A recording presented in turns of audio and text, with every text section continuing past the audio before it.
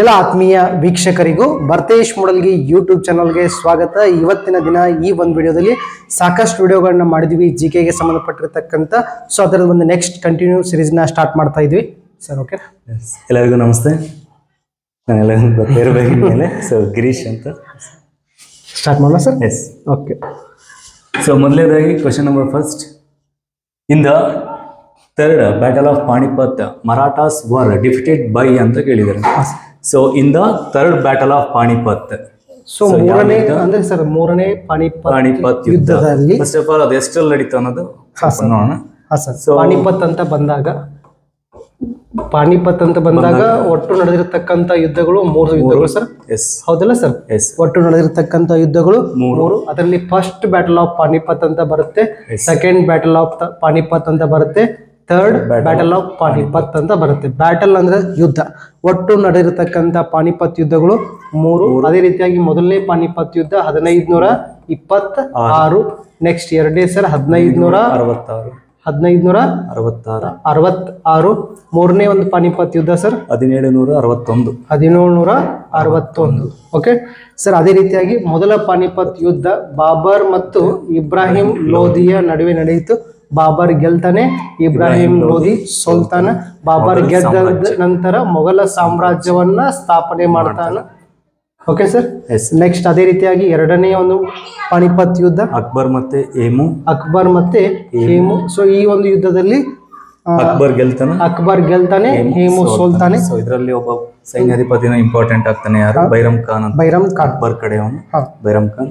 ಅದೇ ಥರ್ಡ್ ಪಾಣಿಪತ್ 1761 ನಲ್ಲಿ ಮರಾಠರ ಪೇಶ್ವೆಗಳು ಮತ್ತು ಅಫ್ಘಾನ್ ಇನ್ವೈಡರ್ ಯಾರು ಅಂತಾನೆ ಇಲ್ಲಿ ಕ್ವಶನ್ ಕೇಳಿರುವಂತದ್ದು. ಸೊ ಫಸ್ಟ್ ಆಪ್ಷನ್ ಏನಿದೆ? ಶೇರ್ಷಾ ಸೂರಿ, ಔರಂಗಜೇಬ್, ಅಹಮದ್ ಶಾ ಅಬ್ದಾಲಿ, ಜಹಾಂಗೀರ್ ಅಂತ ಇದೆ. ಸೊ ಸರಿಯಾದ ಉತ್ತರ ಅಹಮದ್ ಶಾ ಅಬ್ದಾಲಿ. ಮರಾಠರ ಪೇಶ್ವೆಗೂ ಅಹಮದ್ ಶಾ ಅಬ್ದಾಲಿ ನಡೀತದೆ. ಮರಾಠರ ಪೇಶ್ವೆ ಸೋಲ್ತಾರೆ, ಅಹಮದ್ ಶಾ ಅಬ್ದಾಲಿ ಗೆಲ್ತಾರೆ. ಸೊ ನಮ್ಮ ಭಾರತದ ಏನೋ ಒಂದು ಮಯೂರ ಸಿಂಹಾಸನ ಮತ್ತೆ ಅದೇ ರೀತಿ ಒಂದು ಕೊಹಿನೂರ್ ಡೈಮಂಡ್ ಟೈಮ್ ಅಲ್ಲಿ ತಗೊಂಡು ಹೋಗ್ತಾರೆ ಅಂತ ಹೇಳ್ತಾರೆ. ಯಾರು? ಅಹಮದ್ ಶಾ ಅಬ್ದಾಲಿ. ಸೊ ಇದು ಇಂಪಾರ್ಟೆಂಟ್ ಆಗುತ್ತೆ. ಸೊ ಮರಾಠರಿಗೂ ಮತ್ತೆ ಅಹಮದ್ ಶಾ ಅಬ್ದಾಲಿಗೂ ಥರ್ಡ್ ಬ್ಯಾಟಲ್ ಆಫ್ ಪಾಣಿಪತ್ ಕದನ 1761 ನಡೆಯುತ್ತೆ. ಮರಾಠರು ಸೋಲ್ತಾರೆ, ಅಹಮದ್ ಶಾ ಅಬ್ದಾಲಿ ಗೆಲ್ತಾನೆ. ಸೊ ಇದು ಇಂಪಾರ್ಟೆಂಟ್. ಸೊ ಅದೇ ರೀತಿ ಸ್ವಲ್ಪ ಶೇರ್ಷಾ ಸೂರಿ ಅಂತ ಒಂದು ಲೈಕ್ ಯಾರು ಗೊತ್ತಿದ್ದಾರೆ ಆಲ್ರೆಡಿ. ಯಾರು? ಔರಂಗಜೇಬ್, ಜಹಾಂಗೀರ್. ಸೊ ಇಬ್ರು ಕೂಡ ಮೊಘಲ್ ಸಾಮ್ರಾಜ್ಯಕ್ಕೆ ಸೇರಿದಂತಹ ವ್ಯಕ್ತಿಗಳು. ಸೊ ಶೇರ್ಷಾ ಸೂರಿ ಅನ್ನೋದು ಸೂರ್ ಡೈನಸ್ಟಿಯ ಒಬ್ಬ ಸ್ಥಾಪಕ ಅಂತ ಹೇಳ್ಬೋದು. ಏನು ಮೊಘಲ್ ಸಾಮ್ರಾಜ್ಯ ಬಾಬರಿಂದ ಸ್ಟಾರ್ಟ್ ಆಗಿರುತ್ತೆ. ಅದೇ ರೀತಿ ಅವನ ನಂತರ ಹುಮಾಯೂನ್ ಅಧಿಕಾರಕ್ಕೆ ಬರ್ತಾನೆ. ಹುಮಾಯೂನ್ನ ಟೈಮಲ್ಲಿ ಶೇರ್ಷಾ ಸೂರಿ ಅನ್ನೋ ಒಬ್ಬ ವ್ಯಕ್ತಿ ಏನು ಸೂರ್ ಡೈನಸ್ಟಿಯನ್ನ ಸ್ಟಾರ್ಟ್ ಮಾಡ್ತಾನೆ. ಯಾರ ನಂತರ? ಹುಮಾಯೂನ್ ಕಾಲಾವಧಿಯಲ್ಲಿ. ಹುಮಾಯೂನ್ ಅವಾಗ ಏನ್ ಮಾಡ್ತಾನೆ? ಅಫ್ಘಾನಿಸ್ತಾನಕ್ಕೆ ಹೊರಡೋಗ್ತಾನೆ. ಸೊ ಆಮೇಲೆ ಏನು ಸೂರ್ ಡೈನಸ್ಟಿ ಅಂತ್ಯ ಆದ್ಮೇಲೆ ಅಂದ್ರೆ ಶೇರ್ಷಾ ಸೂರಿ ನಂತರ ಹುಮಾಯೂನ್ ಮತ್ತೆ ಭಾರತಕ್ಕೆ ಬರ್ತಾನೆ. ಮತ್ತೆ ಮೊಘಲ್ ಸಾಮ್ರಾಜ್ಯ ಕಂಟಿನ್ಯೂ ಆಗುತ್ತೆ. ಸೊ ಮೊಘಲ್ ಸಾಮ್ರಾಜ್ಯದ ಮಧ್ಯದಲ್ಲಿ ಬರುವಂತವರು ಶೇರ್ಷಾ ಸೂರಿ ಸರ್. ಅಂದ್ರೆ ಹುಮಾಯೂನ್ ಓಡಿ ಹೋಗಿದ್ದು ಅಫ್ಘಾನಿಸ್ತಾನ. ಸೊ ಅಫ್ಘಾನಿಸ್ತಾನಕ್ಕೆ ಹೋಗಿದ್ದಾನೆ ಸರ್ ನಮ್ಮ ಒಬ್ಬ. ಸೊ ಅವನ ಬಗ್ಗೆ ಸ್ವಲ್ಪ ತಿಳ್ಕೊಂಬಿಡೋಣ ಸರ್. ನೀವೆಲ್ಲ ಕಮೆಂಟ್ ಬಾಕ್ಸ್ ಒಳಗೆ ಅಫ್ಘಾನಿಸ್ತಾನದ ಕ್ಯಾಪಿಟಲ್ ಯಾವ್ದಂತ ತಿಳಿಸ್ಬೇಕು, ಅಫ್ಘಾನಿಸ್ತಾನದ ಕರೆನ್ಸಿ ಯಾವ್ದಂತ ತಿಳಿಸ್ಬೇಕು. Okay sir? Yes sir. Okay sir. ಅದ್ರ ಬಗ್ಗೆ ಸ್ವಲ್ಪ ನಾಲೆಜ್ ಬೆಳೆಯುತ್ತೆ. ಸೊ ಇಲ್ಲಿ ಡಿಸ್ಕಷನ್ ಮಾಡಿದ್ವಿ ಸರ್. ಮೊಘಲ ಸಾಮ್ರಾಜ್ಯದ ಸ್ಥಾಪಕ ಯಾರು ಅಂತ ಕ್ವಶನ್ ಕೇಳ್ತಾ ಇದ್ದೀನಿ. ಸೊ ನಾವು ಇಲ್ಲಿ ಬರ್ದಿಲ್ಲ, ಆದ್ರೂ ಅದ್ರ ಬಗ್ಗೆ ಹೇಳಿದ್ವಿ. ಮೊಘಲ್ ಸಾಮ್ರಾಜ್ಯದ ಸ್ಥಾಪಕ ಯಾರು ಅನ್ನೋದನ್ನ ಕಮೆಂಟ್ ಬಾಕ್ಸ್ ಅಲ್ಲಿ ತಿಳಿಸ್ಬೇಕು. ಮತ್ತೆ ಯಾವ್ದಾದ್ರು ಕ್ವಶನ್ ಕೊಡೋಣ ಸರ್ ಇವ್ರಿಗೆ. ಇಲ್ಲಿ ವಾರ್ ಬಗ್ಗೆ ಡಿಸ್ಕಷನ್ ಮಾಡಿದ್ವಿ. ಸೊ ನಾವೀಗ ಪಾಣಿಪತ್ ಯುದ್ಧದ ಬಗ್ಗೆ ಹೇಳಿದ್ವಿ. ಸೊ ಇವ್ರಿಗೊಂದು ಪ್ಲಾಸಿ ಕದನ ಅಂತ ಬರುತ್ತೆ ಸರ್. ಇಂಪಾರ್ಟೆಂಟ್ ಆಗಿರ್ತಕ್ಕಂಥ ಕದನ ಪ್ಲಾಸಿ ಕದನ. ಯಾವಾಗ ನಡೆಯಿತು? ಫಸ್ಟ್ ಪ್ಲಾಸಿ ಕದನ ಯಾವಾಗ ನಡೀತು ಅಂತಕ್ಕಂಥದನ್ನ ಕಮೆಂಟ್ ಬಾಕ್ಸ್ ಅಲ್ಲಿ ತಿಳಿಸ್ಬೇಕು. ಮಿಸ್ ಮಾಡಬೇಡಿ. Okay sir. ಮತ್ತೇನಾದ್ರು ಹೇಳೋಣ ಸರ್ ಇಲ್ಲಿ? ಸೊ ಔರಂಗಜೇಬ್ ಬಗ್ಗೆ ಹೇಳೋದಾದ್ರೆ, ಸೊ ಔರಂಗಜೇಬ್ ಕೂಡ ಮೊಘಲ್ ಸಾಮ್ರಾಜ್ಯದ ಒಬ್ಬ ಚಕ್ರವರ್ತಿ, ಅದು ಸುಲ್ತಾನ್ ಅಂತ ಹೇಳ್ಬೋದು. ಯಾರ ಮಗ? ಶಹಜಾನ್ನ ಮಗ. ಅದೇ ರೀತಿ ಶಹಜಾನ್ ಅಂತ ಬಂದಾಗ ಏನು ತಂದೆಯನ್ನ ಜೈಲಿಗೆ ಹಾಕಿ ಅಧಿಕಾರಕ್ಕೆ ಬಂದಿರ್ತಾನೆ. ಯಾರು? ಔರಂಗಜೇಬ್. ಕೊನೆಯ ಅಂದ್ರೆ ಮೇನ್ ಫೇಮಸ್ ಸುಲ್ತಾನ್ರಲ್ಲಿ ಕೊನೆಯ ದೊರೆ ಮೊಘಲರಲ್ಲಿ. ಸೊ ಶಹಜಾನ್ ಅದಿಂದ ಏನೋ ಸ್ಟೋರಿ ಬರ್ತದೆ. ಶಹಜಾನ್ ನಿರ್ಮಿಸಿದ್ದು ತಾಜ್ ಮಹಲ್, ಆದ್ರೆ ತಾಜ್ ಮಹಲ್ ಪೂರ ಕೆಲಸ ಮುಗಿಸಿದ್ದು ಔರಂಗಜೇಬ್. ನೋ ಸರ್, ಕುತುಬ್ ಮಿನಾರ್ ಅದು ಡೆಲ್ಲಿ ಸುಲ್ತಾನ್. ಸೊ ಶಹಜಾನ್ ಏನಿದೆ ಇವನು ಒಂದು ಕಟ್ಟಡಗಳಿಗೆ ಅಂದ್ರೆ ಸ್ಮಾರಕಗಳಿಗೆ ಫೇಮಸ್ ಆದಂತ ವ್ಯಕ್ತಿ. ಸೊ ಕೆಂಪುಕೋಟೆ ಆಗಿರ್ಬೋದು, ಅದೇ ರೀತಿ ತಾಜ್ ಮಹಲ್ ಆಗಿರ್ಬೋದು, ಇವೆಲ್ಲಾನು ಕೂಡ ಡೆಲ್ಲಿಯಲ್ಲಿ ಕೆತ್ತಿಸ್ತಾನೆ. Red fort, Taj Mahal. So ಇದು ರೆಡ್ ಫೋರ್ಟ್ ಎಲ್ಲಿ ಬರುತ್ತೆ ಅಂತ ಕಮೆಂಟ್ ಅಲ್ಲಿ ತಿಳಿಸಬಹುದಲ್ಲ ಸರ್? ಅವರಿಗಾಗಿ ಒಂದು ಕ್ವಶನ್ ಕೊಡೋಣ. Yes sir. So red fort ಎಲ್ಲಿ ಲೊಕೇಟ್ ಆಗುತ್ತೆ ಅನ್ನೋದನ್ನ ಕಾಮೆಂಟ್ ಮೂಲಕ ತಿಳಿಸಿ. Okay sir. ಸೊ ಅದೇ ರೀತಿ ಆಗ್ರಾದಲ್ಲಿ Taj Mahal. So Agra located in UP, Uttar Pradesh. ಅದೇ ಕ್ಲಾರಿಟಿ ಇರಬೇಕು. ದೆಹಲಿ ಅಲ್ಲ, ಉತ್ತರ ಪ್ರದೇಶ್. ಸೊ ಅದೇ ರೀತಿ ಜಹಾಂಗೀರ್ ಕೂಡ ಅಕ್ಬರ್ನ ಮಗ. ಸೊ ಫಸ್ಟ್ ಒಂದು ಸಂತತಿ ಅವ್ರದ್ದು ಹೇಳೋದಾದ್ರೆ, ಸೊ ಬಾಬರ್ ನಂತರ ಹುಮಾಯೂನ್ ನಂತರ ಅಕ್ಬರ್ನ ಮಕ್ಕಳು ಇಬ್ರು, ಒಬ್ರು ಜಹಾಂಗೀರ್ ಮತ್ತೊಬ್ಬ ಶಹಜಾನ್. ಸೊ ಶಹಜಾನ್ ನ ಮಗ ಔರಂಗಜೇಬ್. ಸೊ ಇಷ್ಟು ಜನ ತುಂಬಾ ಇಂಪಾರ್ಟೆಂಟ್ ದೊರೆಗಳು ಮೊಘಲರಲ್ಲಿ ಬರ್ತಾರೆ. Next question sir. ಮತ್ತೇನಾದ್ರೂ ಉಳಿತಾ ಸರ್? ಇಲ್ಲಿ ಇಲ್ಲ ಸರ್, ಮ್ಯಾಕ್ಸಿಮಮ್ ಕವರ್ ಮಾಡಿದ್ವಿ. Okay sir, next question. So next question number 2, what is the capital of Himachal Pradesh? So ಇಲ್ಲಿ options Dehradun, Shimla, Mandi and Hamirpur. So ಇಲ್ಲಿ ಸರಿಯಾದ ಉತ್ತರ ಶಿಮ್ಲಾ. ಹಿಮಾಚಲ್ ಪ್ರದೇಶನ ಕ್ಯಾಪಿಟಲ್ ಶಿಮ್ಲಾ ಅಂತ ಹೇಳ್ಬೋದು. ಸೊ ಕ್ಯಾಪಿಟಲ್ಸ್ ಮತ್ತೆ ಸ್ಟೇಟ್ಸ್ ತುಂಬಾ ಇಂಪಾರ್ಟೆಂಟ್ ಆದಂತ ಕ್ವಶನ್. ಫಸ್ಟ್ ಆಫ್ ಆಲ್ ಒಂದ್ ಸ್ವಲ್ಪ ನಮ್ಮ ಭಾರತದ ಎಷ್ಟು ಸ್ಟೇಟ್ಸ್ ಇದಾವೆ, ಎಷ್ಟು ಯೂನಿಯನ್ ಟೆರಿಟರೀಸ್, ಅದ್ರ ಬಗ್ಗೆ ಸ್ವಲ್ಪ ಚರ್ಚೆ ಮಾಡೋಣ. ಓಕೆ ಸರ್, ಟೋಟಲ್ ಫಸ್ಟ್ ಗೆ number of states in India ಅಂತ ಹೇಳೋಣ sir. We are all which country citizens ಅಂದ್ರೆ we are all India citizens. Citizen of India ಅಂತ ಕೇಳಿದ್ರೆ ಸರ್ ಯಾರು ಅಂತ ಕೇಳಬಹುದು ಆಗುತ್ತೆ. ಫಸ್ಟ್ ಸಿಟಿಸನ್ ಆಫ್, ನಾವೆಲ್ಲರೂ ಕೂಡ citizens of India, but India's first citizen ಅಂತ ಯಾರನ್ನ ಕರಿತೀವಿ? ಪ್ರೆಸಿಡೆಂಟ್. ಯಾರು? President first citizen of India. So ಸಾಕಷ್ಟು ಬಾರಿ ನಮ್ಮ ಅಗ್ನಿವೀರ್ ಒಳಗ ಪ್ರಥಮ ಪ್ರಜೆ ನಮ್ಮ ಎಕ್ಸಾಮ್ ಒಳಗೂ ಸಾಕಷ್ಟು ಬಾರಿ ಕ್ವಶನ್ ರಿಪೀಟ್ ಆಗಿದೆ ಸರ್. ಆಲ್ಮೋಸ್ಟ್ ಬಂದಿದೆ. ಯಾವ್ದು ಅಗ್ನಿವೀರ್ ಆಗಿರ್ಬೋದು, SSC GDL ಆಗಿರ್ಬೋದು, ಈ ಕ್ವಶನ್ ಲೈಕ್ ನಮ್ಮ ಒಂದು ಪೊಲೀಸ್ ಎಕ್ಸಾಮ್ ಗಳಲ್ಲೂ ಸಾಕಷ್ಟು ಸಲ ಕೇಳಿದ್ದಾರೆ ಇದನ್ನ. ಭಾರತದ ಪ್ರಥಮ ಪ್ರಜೆ ಯಾರು? ಫಸ್ಟ್ ಸಿಟಿಜನ್ ಆಫ್ ಇಂಡಿಯಾ ಅಂತ. ಸೊ ರಾಷ್ಟ್ರಪತಿ ಅಂತ ಹೇಳ್ಬೋದು. ಸೊ ನಮ್ಮ ಭಾರತದ number of States at present ಇರೋದು 28. Union territories 8. ಸೊ ಅದೇ ರೀತಿ ಏನು ಲೈಕ್ ಮೊದಲೆಷ್ಟಿದ್ದು 9 ಅಂತ ಇದ್ವು. ಸೊ ಈಗ ಅಟ್ ಪ್ರೆಸೆಂಟ್ 8 ಇದಾವೆ. ಯಾವ್ದನ್ನ ಜಾಯಿನ್ ಮಾಡ್ಲಾಯ್ತು ಅಂತಂದ್ರೆ ಏನ್ ದಿಯು, ದಮನ್, ನಗರ ಮತ್ತೆ ದಾದ್ರಾ ಹವೇಲಿಯನ್ನ ಎರಡನ್ನು ಒಂದು ಮಾಡ್ಲಾಯ್ತು. ದಿಯು ದಮನ್ ಬೇರೆ ಇತ್ತು, ದಾದ್ರಾ ನಗರ ಹವೇಲಿ ಬೇರೆ ಇತ್ತು. ಈಗ ಅದನ್ನ ಒಂದೇ ಅಂತ ಕನ್ಸಿಡರ್ ಮಾಡ್ತೀವಿ. ದಿಯು ದಮನ್ ಮತ್ತೆ ದಾದ್ರಾ ನಗರ ಹವೇಲಿ. ಸೊ ಇದನ್ನ ಒಂದ್ ಮಾಡಲಾಗಿದೆ. ಸೊ ಅಟ್ ಪ್ರೆಸೆಂಟ್ ಇರೋದು 8. ಸೊ ಅದೇ ರೀತಿ ಲೈಕ್ ಒಂದ್ ಸ್ವಲ್ಪ ಏನ್ ನಮ್ಮ ಭಾರತದ ಯಾವುದು ಒಂದು ಕಾನ್ಸ್ಟಿಟ್ಯೂಷನ್ ಬಗ್ಗೆ ಒಂದ್ ಸ್ವಲ್ಪ ನೋಡೋದಾದ್ರೆ, ಸೊ ಕಾನ್ಸ್ಟಿಟ್ಯೂಷನ್ ಅಂತ ಬಂದಾಗ ರೆಡಿ ಆಗಿದ್ದು ನವೆಂಬರ್. ಅಂದ್ರೆ ನಮಗೆ ಏನ್ ಕಾನ್ಸ್ಟಿಟ್ಯೂಷನ್ ಏನಕ್ಕೆ ಇಂಪಾರ್ಟೆಂಟ್ ಆಗುತ್ತೆ ಸ್ಟೇಟ್ ಅಂಡ್ ಕ್ಯಾಪಿಟಲ್ಸ್ ಅಂತಂದ್ರೆ, ಸಂಪೂರ್ಣವಾದ ಮಾಹಿತಿ ಸಿಗೋದೇ ನಮ್ಮ ಕಾನ್ಸ್ಟಿಟ್ಯೂಷನ್, ಭಾರತ ಸಂವಿಧಾನದಿಂದ. ಸೊ ಫಸ್ಟ್ ರೆಡಿ ಆಗಿದ್ದು ಕಾನ್ಸ್ಟಿಟ್ಯೂಷನ್ ನವೆಂಬರ್ 26, 1949. ಇವಾಗ ರೆಡಿ ಆಗಿದ್ದು. ಜಾರಿಗೆ ಬಂದಿದ್ದು ಯಾವಾಗ ಅಂತ ಸರ್? ಜನವರಿ 26. ನೆಕ್ಸ್ಟ್ ಒಂದು ಇಸ್ವಿನ ಅವ್ರಿಗೆ ಕಮೆಂಟ್ ಅಲ್ಲಿ ಕೊಡೋಣ ಸರ್. ಭಾರತ ಸಂವಿಧಾನ ಜಾರಿಗೆ ಬಂದಿದ್ದು ಜನವರಿ 26. ಯಾವ ವರ್ಷ ಅಂತ ನೀವು ಕಮೆಂಟ್ ಅಲ್ಲಿ ತಿಳಿಸ್ಬೇಕು sir. Okay sir. So next ಅದೇ ರೀತಿ ಲೈಕ್ ಏನು ಒಂದು ಇಂಪಾರ್ಟೆಂಟ್ ಪಾರ್ಟ್ ಗಳನ್ನು ನೋಡ್ತೀವಿ, ಮೂಲಭೂತ ಹಕ್ಕುಗಳು ಅಂತ. ಅದೇ ರೀತಿ ಮೂಲಭೂತ ಕರ್ತವ್ಯ. ಅದೇ ರೀತಿ ಕ್ವಶನ್ ಕೇಳಿದ್ರೆ ಸರ್, ಫಂಡಮೆಂಟಲ್ ರೈಟ್ಸ್ ಎಷ್ಟಿದೆ ಅಂತ ಕೇಳಿದ್ರೆ sir. Fundamental rights so at present ಇರೋದು 6. ಸೊ ಮೊದಲು ಎಷ್ಟಿದ್ವು ಸರ್? 7 ಇದ್ವಿ. ಅದರಲ್ಲಿ ಆಸ್ತಿ ಹಕ್ಕನ್ನ ತೆಗೆದು ಹಾಕಿದ್ದಾರೆ ಸರ್, ಪ್ರಾಪರ್ಟಿಯನ್ನ ತೆಗೆದು ಹಾಕಲಾಯ್ತು. ಸೊ ಅದೇ ರೀತಿ ಇದು ಸಂವಿಧಾನದ 3ನೇ ಭಾಗದಲ್ಲಿ ಬರುತ್ತೆ. ಸಂವಿಧಾನದ 3ನೇ ಭಾಗದಲ್ಲಿ ಬರುತ್ತೆ. ಸೊ ಅದೇ ರೀತಿ ಮೂಲಭೂತ ಕರ್ತವ್ಯಗಳು, ಫಂಡಮೆಂಟಲ್ ಡ್ಯೂಟೀಸ್ ಇರೋದು 11. ಫಂಡಮೆಂಟಲ್ ಡ್ಯೂಟೀಸ್ ಇರೋದು 11. ಆರ್ಟಿಕಲ್ 51A 11 ಇದಾವೆ ಟೋಟಲ್ ಫಂಡಮೆಂಟಲ್ ಡ್ಯೂಟೀಸ್. ಮೊದಲು ಕೂಡ 10 ಇದ್ವು, ಅದನ್ನು ಮತ್ತೆ ಒಂದನ್ನ ಆಡ್ ಮಾಡಲಾಯ್ತು. ಸೊ ಇಷ್ಟು ಒಂದು ಏನು ಸಂವಿಧಾನದ ಬಗ್ಗೆ ಆಗಿರ್ಬೋದು. ಸೊ ಮತ್ತೆ ಕೆಲವೊಂದು ಆಲ್ಮೋಸ್ಟ್ ನಮ್ಮ ಸೌತ್ ಬಗ್ಗೆ ಸ್ವಲ್ಪ ಗೊತ್ತಿರಬೇಕು. ಮಹಾರಾಷ್ಟ್ರ ಅಂತ ಬಂದಾಗ capital city Mumbai. Okay sir, MH Mumbai. So ಇದನ್ನ ಒಂದು ಸ್ಕ್ರೀನ್ ಶಾಟ್ ತಗೋರಿ. ಓಕೆ, ಕ್ಯಾಪಿಟಲ್ ಆಫ್ ಮಹಾರಾಷ್ಟ್ರ ನೋಡ್ಬಿಡೋಣ ಸರ್. ಸ್ವಲ್ಪ ಹೈಲೈಟ್ಸ್ ಹೇಳ್ಕೊತ ಹೋಗ್ಬಿಡೋಣ ಸರ್. ಸಾಕಷ್ಟು ಸ್ಟೇಟ್ಗಳ ಸುತ್ತಮುತ್ತ ಇರೋ ಕರ್ನಾಟಕ ಪಕ್ಕ ಇರೋದು ನೋಡ್ಕೊಂಡು. MH ಮುಂಬೈ. ಕರ್ನಾಟಕ ಬೆಂಗಳೂರು. ಸೊ ಬೆಂಗಳೂರಿಗೆ ನಾವೇನಂತೀವಿ ಸಿಲಿಕಾನ್ ಸಿಟಿ ಅಂತೀವಿ, ಸಿಲಿಕಾನ್ ಸಿಟಿ, ಗಾರ್ಡನ್ ಸಿಟಿ ಅಂತೀವಿ, green city, garden city. Okay. So ಅದೇ ರೀತಿ ಕೇರಳ ತಿರುವನಂತಪುರಂ. ಸೊ ಕೇರಳದು ತಿರುವನಂತಪುರಂ ಹೇಳಿದ್ವಿ. ಕೇರಳದ ಕ್ಲಾಸಿಕಲ್ ಡ್ಯಾನ್ಸ್ ನ ನೀವು ಕಮೆಂಟ್ ಅಲ್ಲಿ ತಿಳಿಸಬೇಕು.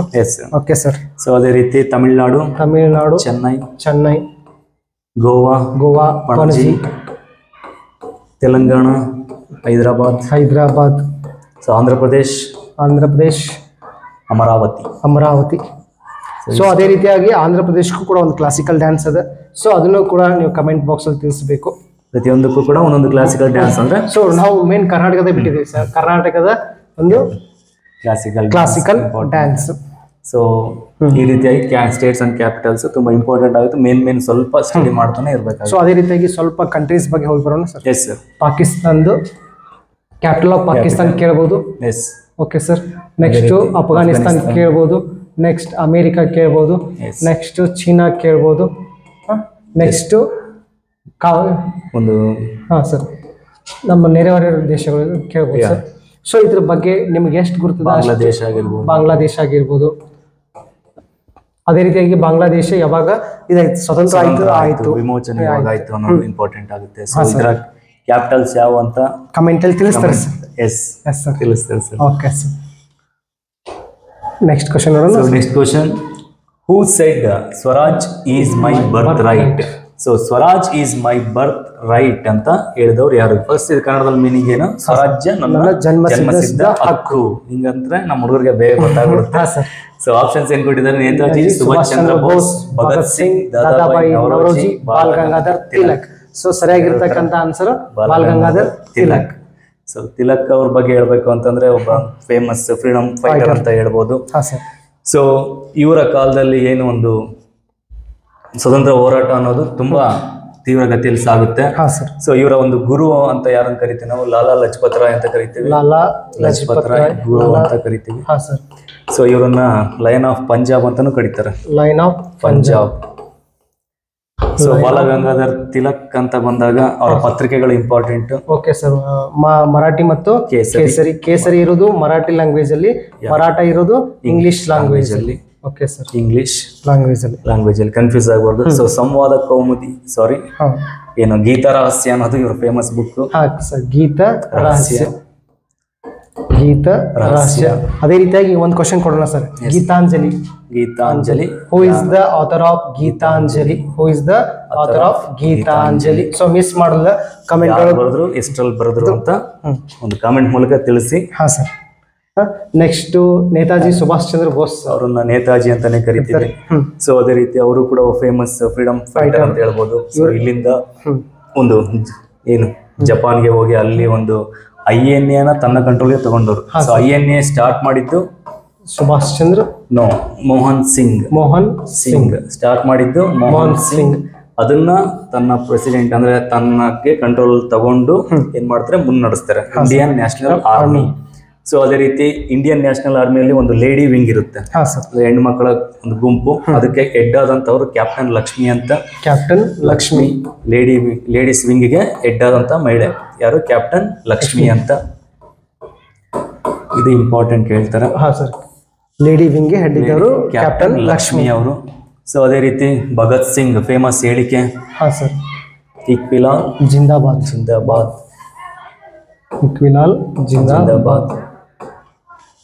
ಸೊ ಅದೇ ರೀತಿ ದಾದಾಬಾಯಿ ನವರೋಜಿ ಅವರ ಥಿಯರಿ ಇಂಪಾರ್ಟೆಂಟ್ ಆಗುತ್ತೆ. ಯಾವುದು? ಡ್ರೈನ್ ಥಿಯರಿ ಅಂತ. ಸಂಪತ್ತಿನ ಸೋರಿಕೆ, ಡ್ರೈನ್ ಥಿಯರಿ ಅಂತ ಕರಿತೀವಿ. ಇವರಿಗೆ ವೃದ್ಧ ಪಿತಾಮಹ ಅಂತ ಅಂದ್ರೆ old grand man of India ಅಂತ ಕರಿತೀವಿ. Old grand man of India ಅಂತಾನು, grand old man of India ಅಂತ ಕರಿತೀವಿ. ಸೊ ಸಂಪತ್ತಿನ ಸೋರಿಕೆ ಅಥವಾ ಡ್ರೈನ್ ಥಿಯರಿ ಅನ್ನೋದು ಇವರ ಇಂಪಾರ್ಟೆಂಟ್ ಗ್ರಂಥ ಆಗಿರುತ್ತೆ. ಅಂದ್ರೆ ಡ್ರೈನ್ ಥಿಯರಿ ಬಗ್ಗೆ ಹೇಳ್ಬೇಕಂದ್ರೆ ಅದನ್ನ ಏನು ಬ್ರಿಟಿಷರು ಯಾವ ರೀತಿ ಭಾರತದ ಸಂಪತ್ತನ್ನು ತನ್ನ ದೇಶಗಳಿಗೆ ವರ್ಗಾಯಿಸ್ತಿದ್ದಾರೆ ಅಂದ್ರೆ ನಮಗೇನು ಕೂಡ ಗೊತ್ತಾಗಲ್ಲ. ಏನ್ ಮಾಡ್ತಿದ್ದಾರೆ ಬ್ರಿಟಿಷರು, ಇಲ್ಲಿ ವ್ಯಾಪಾರ ಮಾತ್ರ ಮಾಡ್ತಿದ್ದಾರೆ ಅಥವಾ ಆಡಳಿತ ನಡೆಸ್ತಿರೋದು ಅನ್ನೋದಲ್ಲ. ಇವರು ಎಕಾನಮಿಕಲಿ ಥಿಂಕ್ ಮಾಡ್ತಾರೆ. ನಮ್ಮ ಸಂಪತ್ತು ಅನ್ನೋದು ಎಲ್ಲಿಗೆ ಹೋಗಿ ಸೇರ್ತಾ ಇದೆ? ಎಲ್ಲಾ ಕೂಡ ಬ್ರಿಟನ್ಗೆ ಸೇರ್ತಾ ಇದೆ. ಸೊ ಸಾಕಷ್ಟು ಸಂಪತ್ತನ್ನು ಇಂಡಿಯಾ ಅಕಸ್ಮಾತ್ ಏನಾದ್ರು ಈಗ ಹೇಳೋ ಪ್ರಕಾರ ಇಂಗ್ಲೆಂಡ್ ಅಥವಾ ಬ್ರಿಟನ್ ಇನ್ನೂ 10 ಅಥವಾ 50 ತಲೆಮಾರುಗಳು ಕೂತು ತಿಂದ್ರು ಕೂಡ ಕರಗುವಷ್ಟು ಸಂಪತ್ತನ್ನು ಮಾಡ್ಕೊಂಡಿದ್ದಾರಂತೆ ಒಬ್ಬೊಬ್ಬ ಗವರ್ನರ್ ಜನರಲ್. ಸಾಕಷ್ಟು ಗವರ್ನರ್ ಜನರಲ್ ಬರ್ತಾರೆ. ಸೊ ಭಾರತದ ಮೊಟ್ಟ ಮೊದಲ ಗವರ್ನರ್ ಜನರಲ್ ಯಾರು ಅಂತ ಕಾಮೆಂಟ್ ಮೂಲಕ ತಿಳಿಸಿ. First governor general of India. First governor general of India. So answer comment box ಅಲ್ಲಿ ತಿಳಿಸಬೇಕು. ಸೊ ಅಷ್ಟು ಆಸ್ತಿಯನ್ನ ಲೂಟಿ ಮಾಡ್ಕೊಂತ ಹೋಗ್ತಾರೆ. ಅದನ್ನ ಫಸ್ಟ್ ಟೈಮ್ ವಿವರಿಸಿದವರು Dadabhai Naoroji, grand old man of India ಅಂತ ಕರಿತೀವಿ. Okay sir. ಭಗತ್ ಸಿಂಗ್, ಈಕ್ವಿಲಾಲ್ ಜಿಂದಾಬಾದ್, ಸುಭಾಷ್ ಚಂದ್ರ ಬೋಸ್, ಅದ್ರ ಸ್ಟೋರಿನೇ ಇದೆ. ಸೊ ಶಾರ್ಟ್ ಆಗಿ ನಮಗೆ ಬೇಕಾಗಿರೋದು ಒಂದು INA ಪ್ರೆಸಿಡೆಂಟ್ ಆಗಿದ್ರು. ಅದನ್ನ ಸ್ಟಾರ್ಟ್ ಮಾಡಿದವರು ಮೋಹನ್ ಸಿಂಗ್ ಅಂತ. So captain Lakshmi lady wing ನ ಹೆಡ್ ಆಗಿದ್ರು. Okay sir. ಸೊ ಅದೇ ರೀತಿಯಾಗಿ ಇನ್ನೊಂದು ಕ್ವಶನ್ ಕೊಡೋಣ. ಡು ಆರ್ ಡೈ, ಮಾಡು ಇಲ್ಲವೇ ಮಡಿ ಅಂತ ಒಂದು ಸ್ಲೋಗನ್ ಅನ್ನು ಕೊಟ್ಟವರು ಯಾರು? ಎಸ್, ಇದು ಕೂಡ ಇಂಪಾರ್ಟೆಂಟ್ ಆಗುತ್ತೆ. ಸೊ ಸುಭಾಷ್ ಚಂದ್ರ ಬೋಸ್ದು ಇಂಪಾರ್ಟೆಂಟ್ ಒಂದು ಸ್ಲೋಗನ್ ಇದೆ. Give me blood, I will give you freedom. Give me your blood, I will give you freedom. ನೀವು ನನಗೆ ರಕ್ತವನ್ನು ಕೊಡಿ, ನಾನು ನಿಮಗೆ ಸ್ವಾತಂತ್ರ್ಯವನ್ನು ಕೊಡುತ್ತೇನೆ ಅಂತ ಫೇಮಸ್ ವಾಕ್ಯ. ಸೊ ಬಾಲಗಂಗಾಧರ್ ತಿಲಕ್ ಬಗ್ಗೆ ಇಲ್ಲೇ ಕೊಟ್ಟಿದ್ದಾರೆ. Swaraj is my birth right, I will get at any cost ಅಂತ ಹೇಳ್ತಾರೆ. ಅಂದ್ರೆ ನಾನು ಅದನ್ನು ಪಡೆದೇ ತೀರುತ್ತೇನೆ, ಸ್ವರಾಜ್ಯ ಅನ್ನೋದು ನನ್ನ ಜನ್ಮಸಿದ್ಧ ಹಕ್ಕು, ನಾನು ಅದನ್ನು ಪಡೆದೇ ತೀರುತ್ತೇನೆ ಅಂತ ಹೇಳಿದಂಥವರು Balagangadhar Tilak. Okay sir. Next question ಅವನು. Yes. Okay sir. So question number 4, where is the headquarters of international cricket council located? Sir ಇದು ಇಷ್ಟೇ ICC ಅಂತ ಕೊಟ್ಟಿದ್ರೆ ನಮ್ಮ ಹುಡುಗರೆಲ್ಲ ಅವಾಗಲೇ ತಿಳ್ಕೊತಾರೆ ಸರ್. ಫುಲ್ ಫಾರ್ಮ್ ಏನು? ಸೊ ICC ಫುಲ್ ಫಾರ್ಮ್ ಕೂಡ ಇಲ್ಲಿ ಕವರ್ ಆಗೋಗುತ್ತೆ. ಏನು? International cricket council. So options ಏನ್ ಕೊಟ್ಟಿದ್ದಾರೆ? Melbourne, New Delhi, Dubai, London. So almost ಗೊತ್ತಿರುತ್ತೆ ಅನ್ಕೊಂತೀನಿ, ಕ್ರಿಕೆಟ್ ನ ಸಾಕಷ್ಟು ನೋಡ್ತಿರ್ತಾರೆ. ಸೊ ಸರಿಯಾದ ಉತ್ತರ ಇಲ್ಲಿ ದುಬೈ. ಯಾವುದು? ದುಬೈಯಲ್ಲಿ ಇಂಟರ್ನ್ಯಾಷನಲ್ ಕ್ರಿಕೆಟ್ ಕೌನ್ಸಿಲ್ ನ ಹೆಡ್ ಕ್ವಾರ್ಟರ್ ಇರುವಂತಹದ್ದು. ಸೊ ಅದೇ ರೀತಿಯಾಗಿ ಕ್ರಿಕೆಟ್ ಅಂತ ಬಂದಾಗ ಸೊ ನಮ್ಗ ಫಸ್ಟ್ ನೆನಪಾಗ್ತಕ್ಕಂಥವ್ರು ಗಾಡ್ ಆಫ್ ಕ್ರಿಕೆಟ್ ಅಂತ ಕರಿತೀವಿ, ಸಚಿನ್ ತೆಂಡೂಲ್ಕರ್. ಓಕೆ, ಸಚಿನ್ ತೆಂಡೂಲ್ಕರ್. ಸೊ ಇವರಿಗೆ ಒಂದು ರೀಸೆಂಟ್ ಆಗಿ ಒಂದು ಇದು ಕೊಟ್ಟಿದ್ದಾರೆ, ಭಾರತ ರತ್ನ ಅವಾರ್ಡ್ ಅನ್ನು ಕೊಟ್ಟಿದ್ದಾರೆ. ಭಾರತ ರತ್ನ ಅವಾರ್ಡ್ ಪಡೆದಂತ ಮೊದಲ ಸ್ಪೋರ್ಟ್ಸ್ ಮ್ಯಾನ್ ಹೇಳ್ಬೋದು. ಅದೇ ರೀತಿಯಾಗಿ ಭಾರತ ರತ್ನವನ್ನ ಫಸ್ಟ್ ಟೈಮ್ ಯಾವಾಗ ಸ್ಟಾರ್ಟ್ ಆಯ್ತು ಅಂತ ಕ್ವಶನ್ ಕೇಳಬಹುದು ಹೇಳೋಣ ಸರ್ ಅವ್ರಿಗೆ ಕೂಡ. 1954ರಲ್ಲಿ ಸಚಿನ್ ಗೆಲ್ಲ ಕೊಟ್ಟಿದ್ದು ಬರೀದಾರಿ ಸರ್, ಬೇರೆದವ್ರಿಗೆ ಕೊಟ್ಟರು. ಸೊ ಒಂದ್ ಹೆಸರು ಹೇಳೋಣ, ಇನ್ನೊಂದ್ ಹೆಸರು ಅವ್ರು ಹೇಳಿ sir. So first time Sarvepalli Radhakrishnan ಅವರಿಗೆ ಕೊಡ್ತಾರೆ. ಅವರ ಜೊತೆಗೆ ಇನ್ನೊಬ್ಬ ವ್ಯಕ್ತಿಗೂ ಕೂಡ ಕೊಡ್ತಾರೆ. ಯಾರು ಅಂತ ಕಾಮೆಂಟ್ ಮೂಲಕ ತಿಳಿಸಬೇಕು. 1954ರಲ್ಲಿ ಫಸ್ಟ್ ಟೈಮ್ ಭಾರತ ರತ್ನವನ್ನು ಕೊಡ್ತಾರೆ. ಅದೇ ರೀತಿಯಾಗಿ ಸ್ಪೋರ್ಟ್ಸ್ ಕೊಡ್ತಕ್ಕಂತ ಅವಾರ್ಡ್ ಅರ್ಜುನ ಅವಾರ್ಡ್. ಸ್ಪೋರ್ಟ್ಸ್ ಕೊಡ್ತಕ್ಕಂತ ಅವಾರ್ಡ್ ಯಾವ ಸರ್? ಅರ್ಜುನ ಅವಾರ್ಡ್. ಅದೇ ರೀತಿಯಾಗಿ ದ್ರೋಣಾಚಾರ್ಯವನ್ನ ಕೋಚ್ ಕೊಡ್ತಾರೆ, ಹೌದಲ್ಲ sir? Dronacharya award coach. Next like major Dhyan Chand Khel Ratna award, ಅದು ಕೂಡ ಸ್ಪೋರ್ಟ್ಸ್ ಕೊಡುವಂತ. ಅದೇ ರೀತಿ ಒಂದು ಕ್ವಶನ್ ಕಮೆಂಟ್ ಅಲ್ಲಿ ಕೊಡ್ತೀನಿ sir. Sports day celebrated on which day? Sports day ನಾವು ಯಾವಾಗ ಸೆಲೆಬ್ರೇಷನ್ ಮಾಡ್ತೀವಿ ಅಂತಕ್ಕಂಥ ಒಂದು ಆನ್ಸರ್ ಅನ್ನ ನೀವು ಕಮೆಂಟ್ ಅಲ್ಲಿ ತಿಳಿಸಬೇಕು. ಸ್ಪೋರ್ಟ್ಸ್ ಡೇ ನ ಮೇಜರ್ ಧ್ಯಾನ್ ಚಂದ್ ಅವರ ಸವಿ ನೆನಪಿಗಾಗಿ ನಾವು ಆಚರಣೆ ಮಾಡ್ತೀವಿ. ಸೊ ಅದು ಯಾವಾಗ ಅಂತ ಸೊ ಆನ್ಸರ್ ಕಮೆಂಟ್ ಅಲ್ಲಿ. ಮೇಜರ್ ಧ್ಯಾನ್ ಚಂದ್ ಅವರ ಹುಟ್ಟಿದ ದಿನ ಮತ್ತೆ ಸ್ಪೋರ್ಟ್ಸ್ ಡೇ ಎರಡು ಒಂದೇ ದಿನ. ಸೊ ಯಾವತ್ತು ಅಂತ ಕಮೆಂಟ್ ಮೂಲಕ ತಿಳಿಸಿ. ಸೊ ಅವಾರ್ಡ್ ಗಳಲ್ಲಿ 2 ಅವಾರ್ಡ್ ಇವ್ರ ಹೆಸರಿಗಿದೆ. ಯಾವುದು? ಮೇಜರ್ ಧ್ಯಾನ್ ಚಂದ್, ಮೇಜರ್ ಧ್ಯಾನ್ ಚಂದ್ ಖೇಲ್ ರತ್ನ ಅವಾರ್ಡ್ ಅಂತ. ಅದನ್ನ ಮೊದಲು ರಾಜೀವ್ ಗಾಂಧಿ ಖೇಲ್ ರತ್ನ ಅವಾರ್ಡ್ ಅಂತ ಕರಿತಾ ಇದ್ರು. ಮತ್ತೆ ಸಪರೇಟ್ ಒಂದು ಅವಾರ್ಡ್ ಇದೆ, ಮೇಜರ್ ಧ್ಯಾನ್ ಚಂದ್ ಅವಾರ್ಡ್ ಅಂತ. ಸೊ ಮೇಜರ್ ಧ್ಯಾನ್ ಚಂದ್ ಅವಾರ್ಡ್ ಯಾರಿಗೆ ಕೊಡ್ತಾರೆ, ಮೇಜರ್ ಧ್ಯಾನ್ ಚಂದ್ ಖೇಲ್ ರತ್ನ ಅವಾರ್ಡ್ ಯಾರಿಗೆ ಕೊಡ್ತಾರೆ ಅಂತ ಸ್ವಲ್ಪ ಕಾಮೆಂಟ್ ಮೂಲಕ ತಿಳಿಸಿ. ಏನ್ ಡಿಫ್ರೆನ್ಸ್ ಅದಕ್ಕೂ ಅಂತ ಮರಿಬೇಡಿ. Okay sir. ನೆಕ್ಸ್ಟ್ ಅದೇ ರೀತಿಯಾಗಿ ಸಚಿನ್ ತೆಂಡೂಲ್ಕರ್ ಬರೆದಿರತಕ್ಕಂಥ famous book playing it my way, playing it my way. ಅದೇ ರೀತಿಯಾಗಿ ಕ್ರಿಕೆಟ್ಗೆ ಸಂಬಂಧಪಟ್ಟಿರ್ತಕ್ಕಂಥ ಪ್ರಮುಖವಾದ ಟರ್ಮ್ ಕೇಳಿದಾರೆ ಸರ್. ಬೌನ್ಸರ್ ಆಗಿರ್ಬೋದು, LBW ಆಗಿರ್ಬೋದು, ಹೌದಲ್ಲ ಸರ್? ನೆಕ್ಸ್ಟ್ LBW ಆಗಿರ್ಬೋದು. ನೆಕ್ಸ್ಟ್ ಇನ್ನೊಂದು ಕ್ವಶನ್ ಅವಾಗ ಬರ್ತಾ ಇರುತ್ತೆ ಸರ್, ಬಟರ್ಫ್ಲೈ ಸ್ಟ್ರೋಕ್. ಯಾವ್ದ್ರಿ sir? Butterfly stroke is related to which sports ಅಂತ ಕ್ವಶನ್ ಕೇಳೋಣ sir. Butterfly stroke is related to which sports ಅಂತ ಕೇಳೋಣ. ಮೊನ್ನೆ ಒಂದು ಕ್ವಶನ್ ರೈಸ್ ಆಗಿತ್ತು sir. Sir, Cristiano Ronaldo related to which game ಅಂತ. ಫೇಮಸ್ ವ್ಯಕ್ತಿಗಳನ್ನು ಸ್ವಲ್ಪ ನೆನ್ಪಿಟ್ಕೋಬೇಕು. ಸೊ ಆಲ್ಮೋಸ್ಟ್ ಗೊತ್ತಿರುತ್ತೆ ಸರ್. ಸ್ಪೋರ್ಟ್ಸ್ ಅಲ್ಲಿ ಮಾರ್ಕ್ಸ್ ಯಾವತ್ತೂ ಮಿಸ್ ಆಗಲ್ಲ ಸರ್. ಕ್ರಿಸ್ಟಿಯಾನೋ ರೊನಾಲ್ಡೋ ಅನ್ನೋರು ಯಾರ ಆಟಕ್ಕೆ ಕ್ರೀಡೆಗೆ ಸಂಬಂಧಿಸಿದಂತ ಕಾಮೆಂಟ್ ಮೂಲಕ ತಿಳಿಸಿ. Okay sir. ಎಸ್. ಮತ್ತೇನಾದ್ರು ಉಳಿತಾ ಸರ್? ಕ್ರಿಕೆಟ್ ಆಯ್ತು, ಕೋಚ್ ಆಯ್ತು, ಭಾರತ ರತ್ನ ಅವಾರ್ಡ್ ಕವರ್ ಮಾಡಿದೀವಿ. ಸೊ ಅದೇ ರೀತಿ ICC ಅಂತ ಬಂದಾಗ BCCI ಕೂಡ important sir. BCCI board of control, BCCI board of control for cricket in India, board of control for cricket in India ಅಂತ. ಸೊ ಇದು ಹೆಡ್ ಕ್ವಾರ್ಟರ್ ಎಲ್ಲಿದೆ? ಮುಂಬೈ. ಇದರೊಂದು ಕೇಂದ್ರ ಕಚೇರಿ Mumbai. ICC Dubai, BCCI Mumbai. So ಅದೇ ರೀತಿಯಾಗಿ ಮುಂಬೈ ಅಂತ ಬಂದಾಗ ಸೊ ಇನ್ನೊಂದೆರಡು ಕ್ವಶನ್ ಕೊಡೋಣ sir. India gate, gateway. India gate, next gateway of India, gateway of India, gateway of India located in India. Gate ಎಲ್ಲಿದೆ? ಗೇಟ್ವೇ ಆಫ್ ಇಂಡಿಯಾ ಎಲ್ಲಿದೆ? ಸೊ ಒಂದು ಸ್ವಲ್ಪ ಟ್ವಿಸ್ಟ್ ಮಾಡೋಣ ಸರ್, ಸ್ವಲ್ಪ ನಾವೇ ಆನ್ಸರ್ ಹೇಳೋಣ, ಬಟ್ ಯಾವ್ದನ್ನ ಯಾವ್ದಕ್ಕೆ ಕರೀತಾರೆ ಅಂತ ಅಕ್ಯುರೇಟ್ ಆಗಿ ಅವ್ರದ್ದು ಟೈಪ್ ಮಾಡಿ ಹೇಳೋಣ ಸರ್. ಸೊ ಒಂದು ಗೇಟ್ವೇ ಆಫ್ ಇಂಡಿಯಾ ಇದೆ, ಒಂದು ಇಂಡಿಯಾ ಗೇಟ್ ಇದೆ. ಸೊ ಒಂದನ್ನ ಡೆಲ್ಲಿ ಅಂತ ಕರಿತೀವಿ, ಒಂದು ಮುಂಬೈ ಅಂತ ಕರಿತೀವಿ, ಬಟ್ ಯಾವ್ದನ್ನ ಯಾವ್ದಕ್ಕೆ ಕರಿತೀವಿ ಅಂತ ಕಾಮೆಂಟ್ ಮೂಲಕ ತಿಳಿಸಿ. ಸಾಕಷ್ಟು ಕನ್ಫ್ಯೂಷನ್ ಆಗ್ತಕ್ಕಂಥ ಕ್ವಶನ್ ಸರ್, ಬಹಳ ಸಿಲ್ಲಿ ಇದೆ question. India gate, gateway of India. So ಅದೇ ರೀತಿ BCCI ಚೇರ್ಮನ್ ಯಾರು ಅನ್ನೋದು ಕಾಮೆಂಟ್ ಮೂಲಕ ತಿಳಿಸಿ. ಈಗ ಪ್ರೆಸೆಂಟ್ ಯಾರಿದ್ದಾರೆ ಅಂತ. ಓಕೆ ಸರ್, ಆಯ್ತಲ್ಲ. ಅದೇ ರೀತಿಯಾಗಿ ಕ್ರಿಕೆಟ್ ಗ್ರೌಂಡ್ ಒಂದು ಬಿಟ್ಟಿದ್ವಿ ಸರ್, ಪಿಚ್. ಕ್ರಿಕೆಟ್ ಗ್ರೌಂಡ್ ಏನಂತೀವಪ್ಪ? ಪಿಚ್ ಅಂತ ಕರಿತೀವಿ. Players number of players in cricket 11. Okay sir, ಮುಗೀತು. ಸೊ ಅದೇ ರೀತಿಯಾಗಿ ನಿಮಗೇನಾದರೂ ನೆನಪಿತ್ತಂದ್ರೆ ಈ ರೀತಿಯಾಗಿರ್ತಕ್ಕಂಥ ಒಂದು ನೋಟ್ಸ್ ಅನ್ನ ಹಾಕಿ ಸ್ಪೋರ್ಟ್ಸಿಗೆ ಸಂಬಂಧಪಟ್ಟಂಗ ನೀವು ಮಿಸ್ ಮಾಡಲ್ಲ ಕಮೆಂಟ್ ಸೆಕ್ಷನ್ ಅಲ್ಲಿ ತಿಳಿಸ್ಬೇಕು. ಓಕೆ, ನೆಕ್ಸ್ಟ್ ಕ್ವಶನ್ ನೋಡೋಣ. So question number 5th, the Indian Institute of Science is located at. The Indian Institute of Science is located at. So Indian Institute of Science ಎಲ್ಲಿದೆ ಅಂತ. Option A Bengaluru, option B Calcutta, option C Mumbai, option D Chennai. So Bengaluru, Calcutta, Mumbai, Chennai. So ಸರಿಯಾದ ಉತ್ತರ ಇಲ್ಲಿ obviously ನಮ್ಮ Bengaluru. So Indian institute of science. So ಇದ್ರ ಬಗ್ಗೆ ಹೇಳೋದಾದ್ರೆ first of all ಸ್ವಲ್ಪ ಬೆಂಗಳೂರು ಬಗ್ಗೆ ಏನೇನು ವಿಷಯಗಳು ಬರ್ಬೋದು ಸರ್. ಬೆಂಗಳೂರಲ್ಲಿ ಸ್ವಲ್ಪ ನಾನು ಹೇಳ್ತೀನಿ ಸರ್, ನೆಕ್ಸ್ಟ್ ನೀವು ಸ್ವಲ್ಪ ಹೇಳಿ. ಸೊ ಬೆಂಗಳೂರಿಗೆ ಗಾರ್ಡನ್ ಸಿಟಿ ಅಂತೀವಿ, ಸಿಲಿಕಾನ್ ಸಿಟಿ ಅಂತೀವಿ, ಗ್ರೀನ್ ಸಿಟಿ ಅಂತೀವಿ. ಅದೇ ರೀತಿಯಾಗಿ ಬೆಂಗಳೂರಲ್ಲಿ ಇಸ್ರೋದ ಒಂದು ಕೇಂದ್ರ ಕಚೇರಿ ಇದೆ sir. Okay, ISRO full form Indian space research organisation. So ಇದರದ ಇವಾಗಿನ ಅಧ್ಯಕ್ಷರು ಯಾರದಾರಪ್ಪ ಅಂದ್ರೆ ಇಸ್ರೋದ ಎಸ್ ಸೋಮನಾಥನ್ ಅದಾರು. ಸೊ ಅದೇ ರೀತಿಯಾಗಿ ಮಾಜಿ ಯಾರಿದ್ರು? K.Sivan ಸರ್, ಮಾಜಿ K.Sivan ಇದ್ರು. ಸೊ ಅದೇ ರೀತಿಯಾಗಿ ನಮ್ಮ ಇಂಡಿಯಾದ ಫಸ್ಟ್ ಒಂದು ಉಪಗ್ರಹ ಸರ್ ಆರ್ಯಭಟ ಆಗಿರುತ್ತದೆ. ಸೊ ಅದೇ ರೀತಿ ಬೆಂಗಳೂರು ಅಂತ ಬಂದಾಗ ಕರ್ನಾಟಕದ ಒಂದು ಕ್ಯಾಪಿಟಲ್ ಆಗಿರುತ್ತೆ. ಕ್ಯಾಪಿಟಲ್ ಆಫ್ IT ಮತ್ತೆ BT ಗೆ ಇಂಪಾರ್ಟೆಂಟ್ ಪ್ಲೇಸ್ ಯಾವುದು? ಬೆಂಗಳೂರು ಹಬ್ ಆಗಿರುತ್ತೆ. ಯಾವುದಕ್ಕೆ? IT ಮತ್ತೆ BT. IT means information technology, BT means bio technology. Terms ಕೂಡ ನೆನಪಿರಬೇಕು. IT means information technology, BT means bio technology ಅಂತ. ಅದು ಮೇಜರ್ ಹಬ್ ಯಾವುದು? ಬೆಂಗಳೂರು.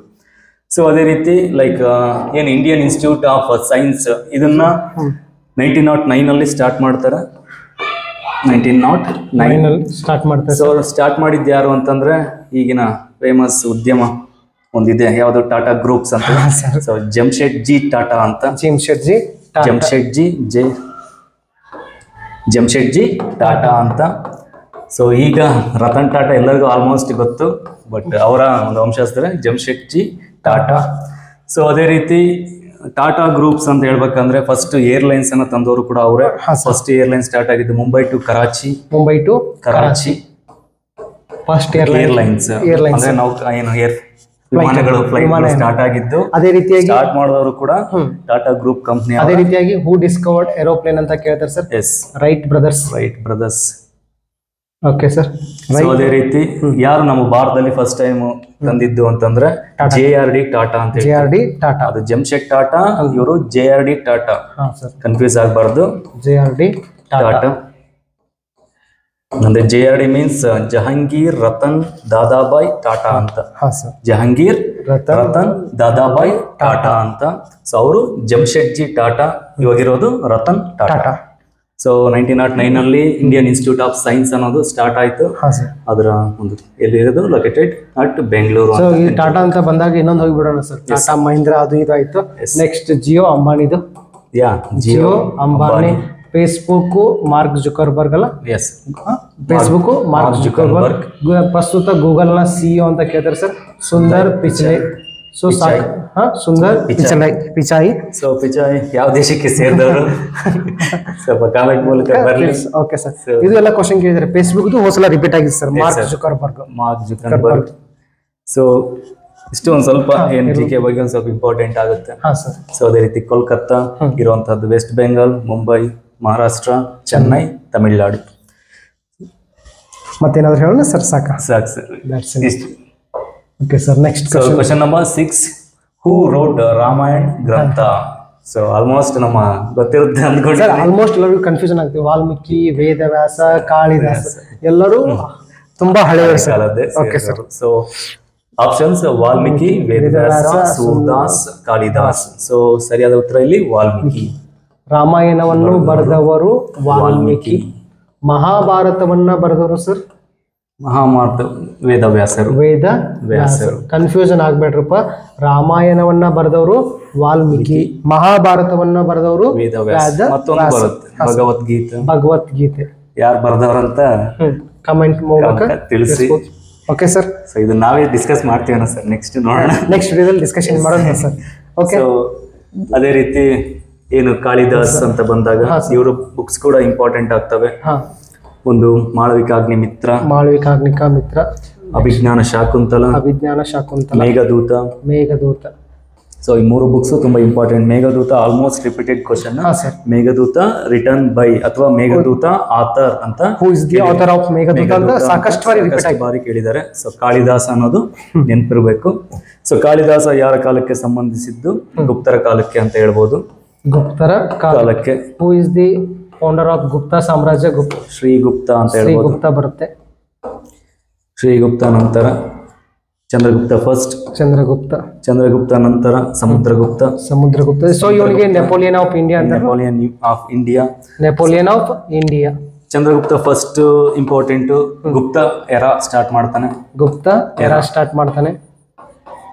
ಸೊ ಸಮುದ್ರಗುಪ್ತ ಅಂದ ತಕ್ಷಣ ನೆಪೋಲಿಯನ್ ಆಫ್ ಇಂಡಿಯಾ ಅಂತ ಕರಿತೀವಿ. So Chandragupta second next important ದೊರೆ ಬರ್ತಾನೆ. ಚಂದ್ರಗುಪ್ತ ಸೆಕೆಂಡ್. ಅವನಿಗೆ ಇಂಪಾರ್ಟೆಂಟ್ ಏನಂದ್ರೆ ಬಿರುದು ಕೇಳ್ತಾರೆ, ಟೈಟಲ್ ಏನು? ವಿಕ್ರಮಾದಿತ್ಯ ಅನ್ನೋದು ಅವನ ಟೈಟಲ್.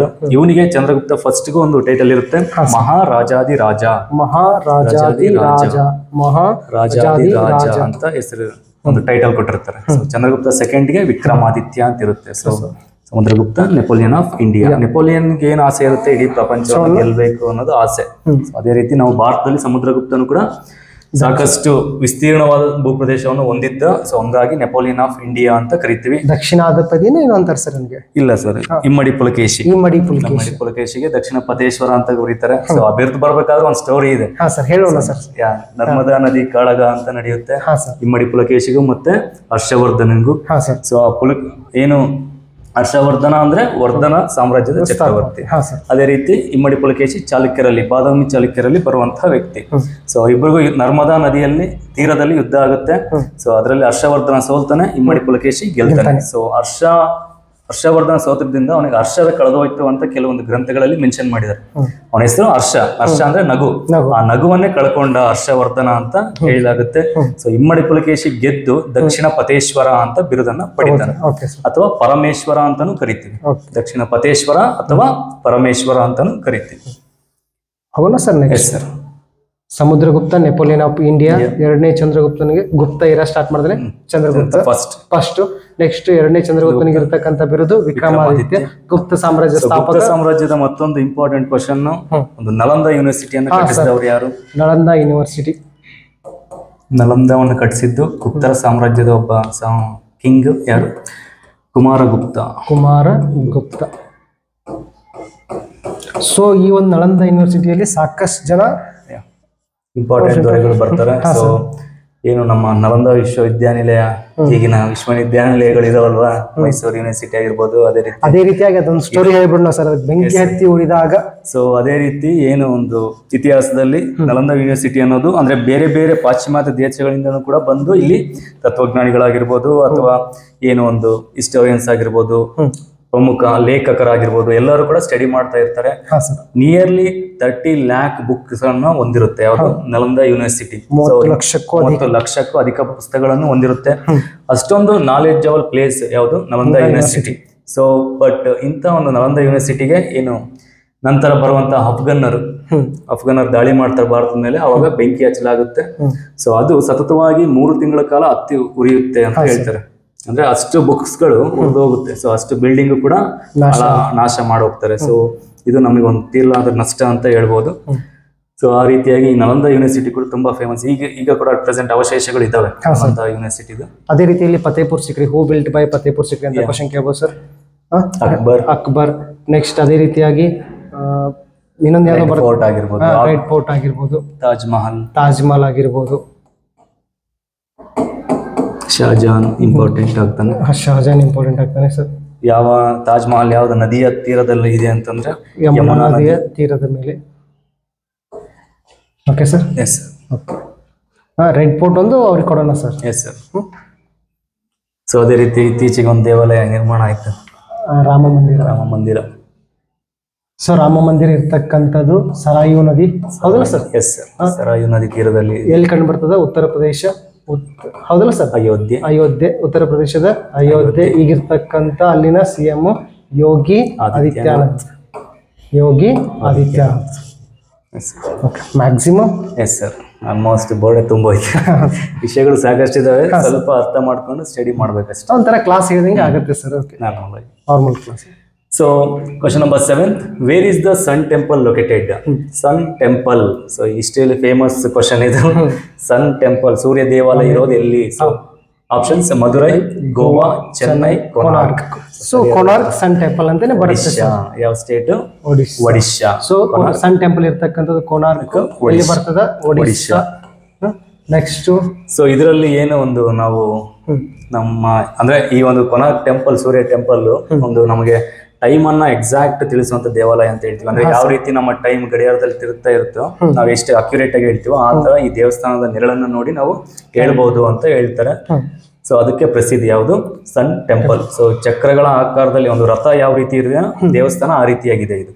ಒಂದು ಸಾಮಾನ್ಯವಾಗಿ ರಥ ಇರುತ್ತಲ್ವಾ, ರಾಜರು ಕುತ್ಕೊಳ್ಳುವಂಥದ್ದು, ಆ ರೀತಿಯಾಗಿ ಕಟ್ಟಲಾಗಿದೆ ಸನ್ ಟೆಂಪಲ್ ಅನ್ನ. ಸೊ ಕೊನಾರ್ಕ್ ಫೇಮಸ್ ದೇವಾಲಯ.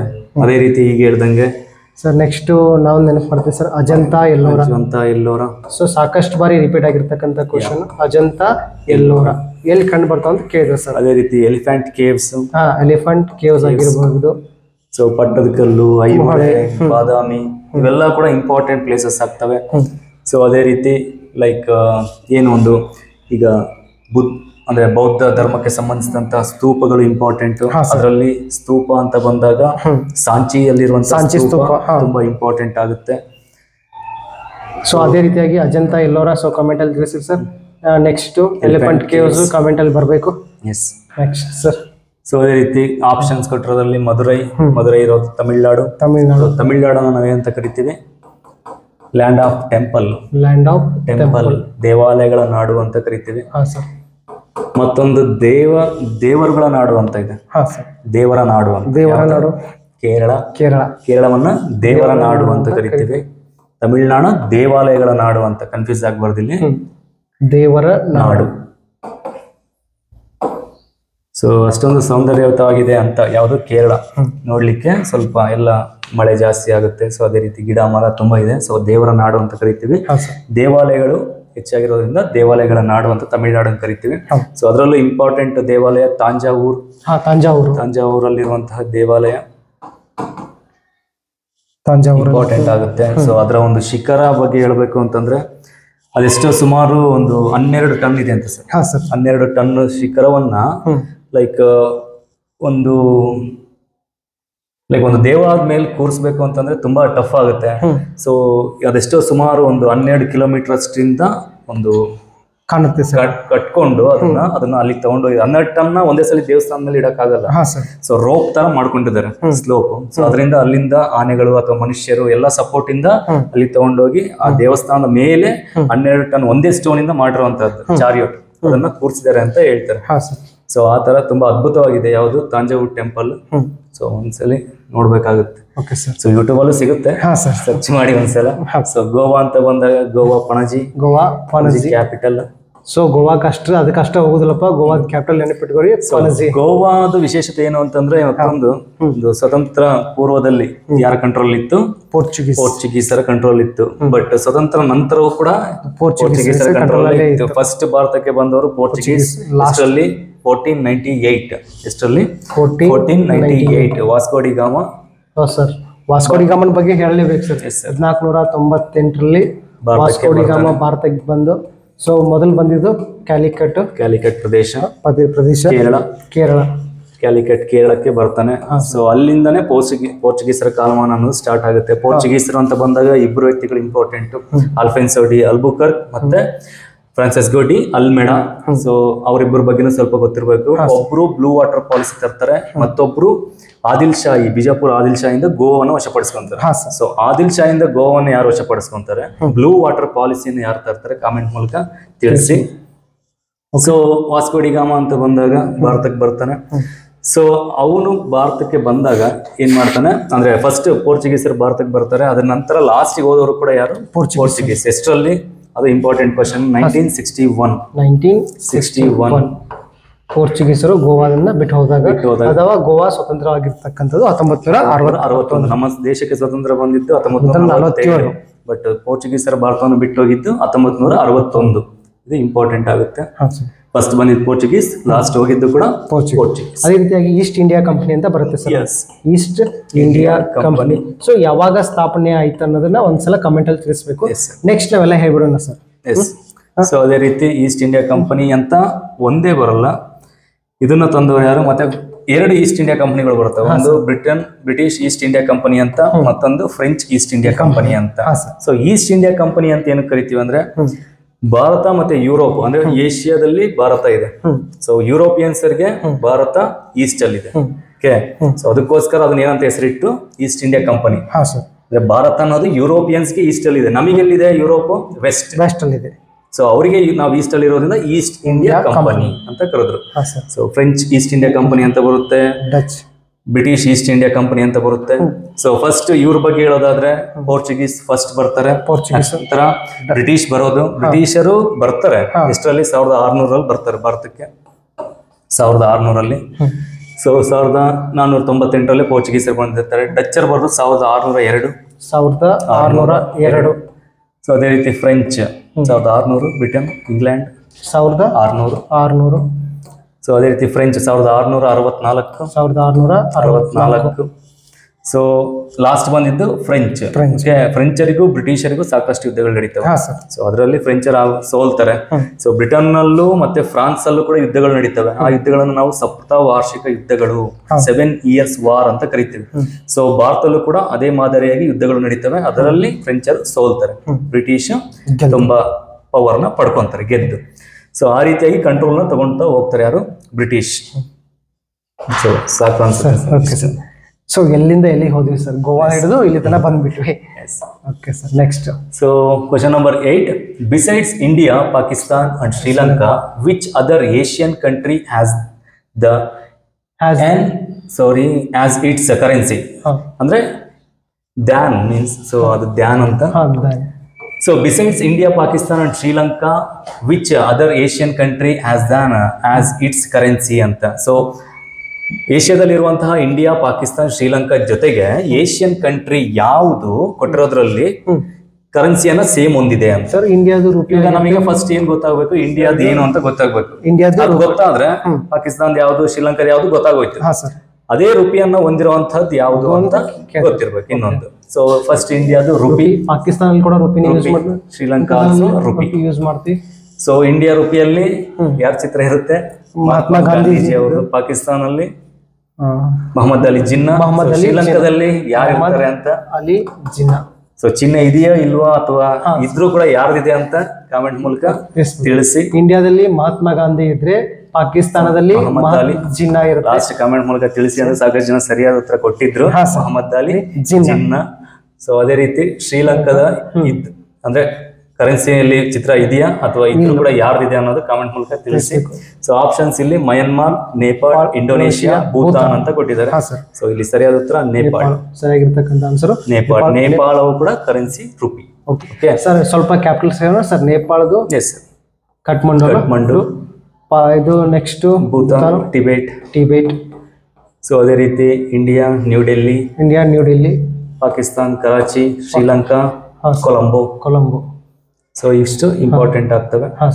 ಸೊ ಏನು ಒಂದು ಟಿಬೇಟ್ ಅಲ್ಲಿರುವಂತಹ ಒಂದು ಪ್ಲಾಟ್ಯೂ ಅನ್ನ ಹೈಯೆಸ್ಟ್ ಪ್ಲಾಟ್ ಆಫ್ ಏಷ್ಯಾ ಅಂತ ಕರಿತೀವಿ. ಅಂದ್ರೆ ವರ್ಲ್ಡ್ ಅಲ್ಲಿ ಹೈಯೆಸ್ಟ್ ಪ್ಲಾಟ್ಯೂ ಇರೋದು ಟಿಬೇಟ್ ಅಲ್ಲಿ. ಪ್ಲಾಟ್ಯೂ ಅಂದ್ರೆ ಪ್ರಸ್ಥಭೂಮಿ ಅಂತ ಕರಿತೀವಿ. ಪ್ರಸ್ಥಭೂಮಿ ರೂಫ್ ಆಫ್ ದ ವರ್ಲ್ಡ್ ಅಂತ ಕರಿತೀವಿ. Roof of the world. Tibetan ಪ್ರಸ್ಥಭೂಮಿಯನ್ನ ಅಥವಾ ಪ್ಲಾಟ್ಯೂ ಅನ್ನ roof of the world. Roof ಅಂದ್ರೆ ಚಾವಣಿ ಅಂತ ಅರ್ಥ.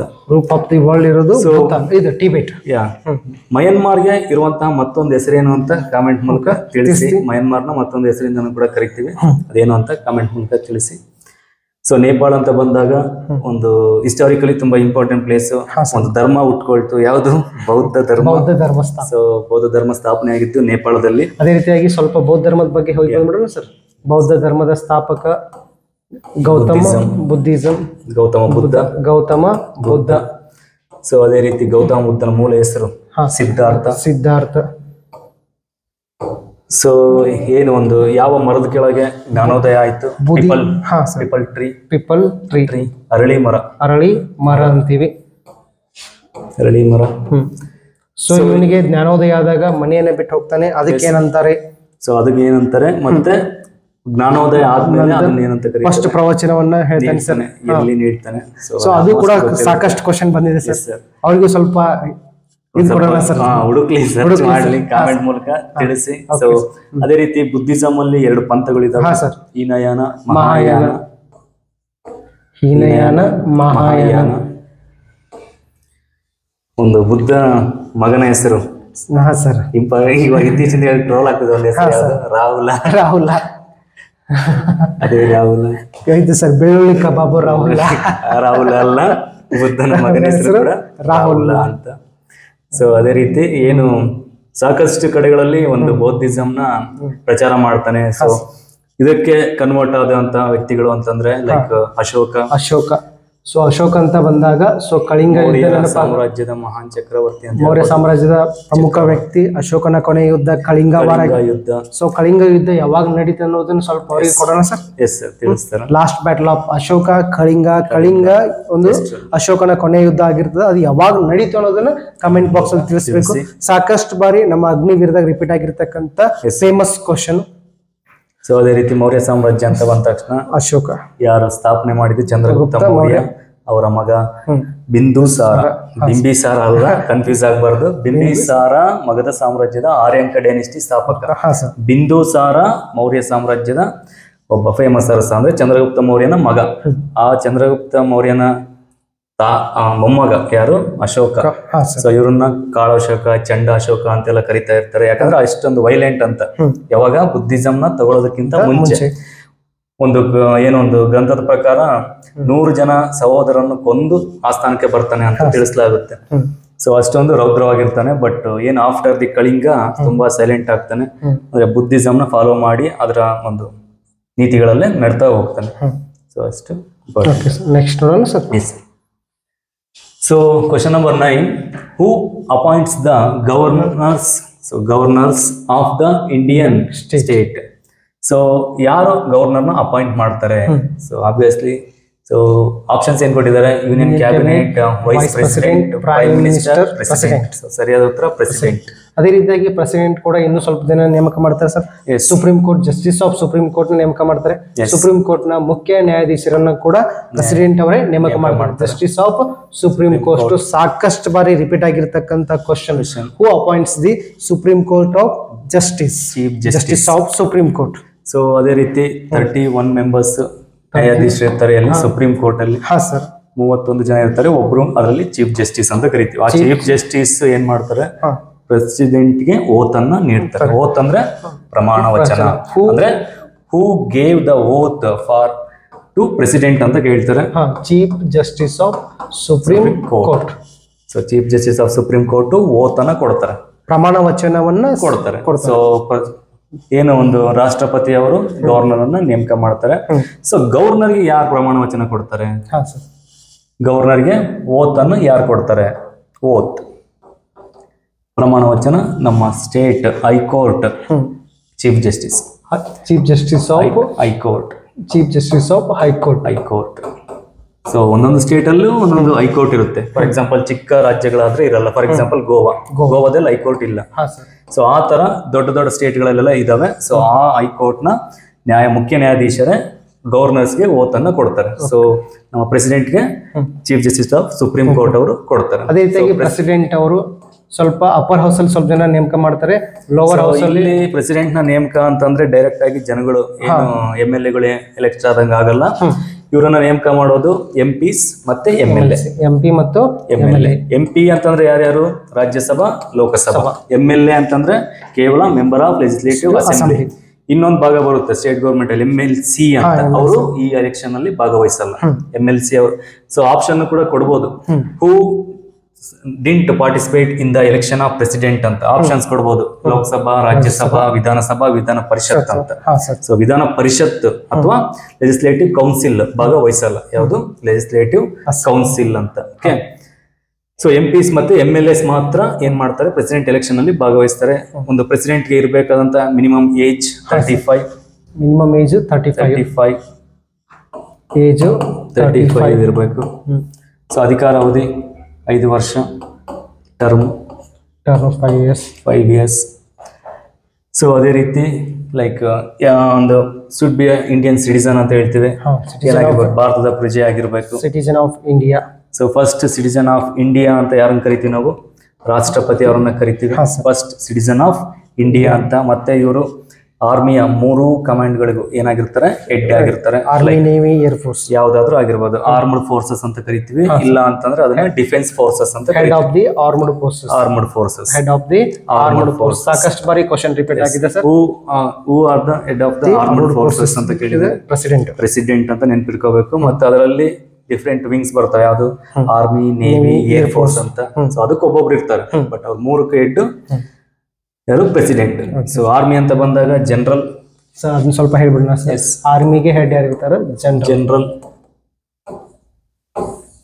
ಸೊ ನೇವಿಗೆ ಅಡ್ಮಿರಲ್. ಸೊ ಅದೇ ರೀತಿ air force marshal. Chief marshal.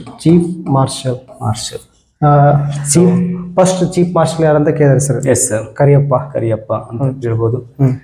So ಅದೇ ರೀತಿ ಒಂದೊಂದಕ್ಕೇನು ಈ ತರ ಡಿಫ್ರೆಂಟ್ ಆಗಿರ್ತಾರೆ. ಬಟ್ 3ಕ್ಕೂ ಹೆಡ್ ಯಾರು ಅಂತ ಕೇಳಿದಾಗ ಆರ್ಮ್ಡ್ ಫೋರ್ಸಸ್ ಅಥವಾ ಡಿಫೆನ್ಸ್ ಫೋರ್ಸಸ್ ಅಂತ ಕೇಳಿದಾಗ ಪ್ರೆಸಿಡೆಂಟ್ ಅಂತ ನೆನಪಿರ್ಬೇಕು. ಸರ್ ಒಂದ್ಸಲ sir armed forces head president ಇರ್ತಾರೆ. ಸೊ ಅದರಲ್ಲಿ ಆರ್ಮ್ಡ್ ಫೋರ್ಸ್ ಬರ್ತಕ್ಕಂಥದ್ದು army, navy, air force.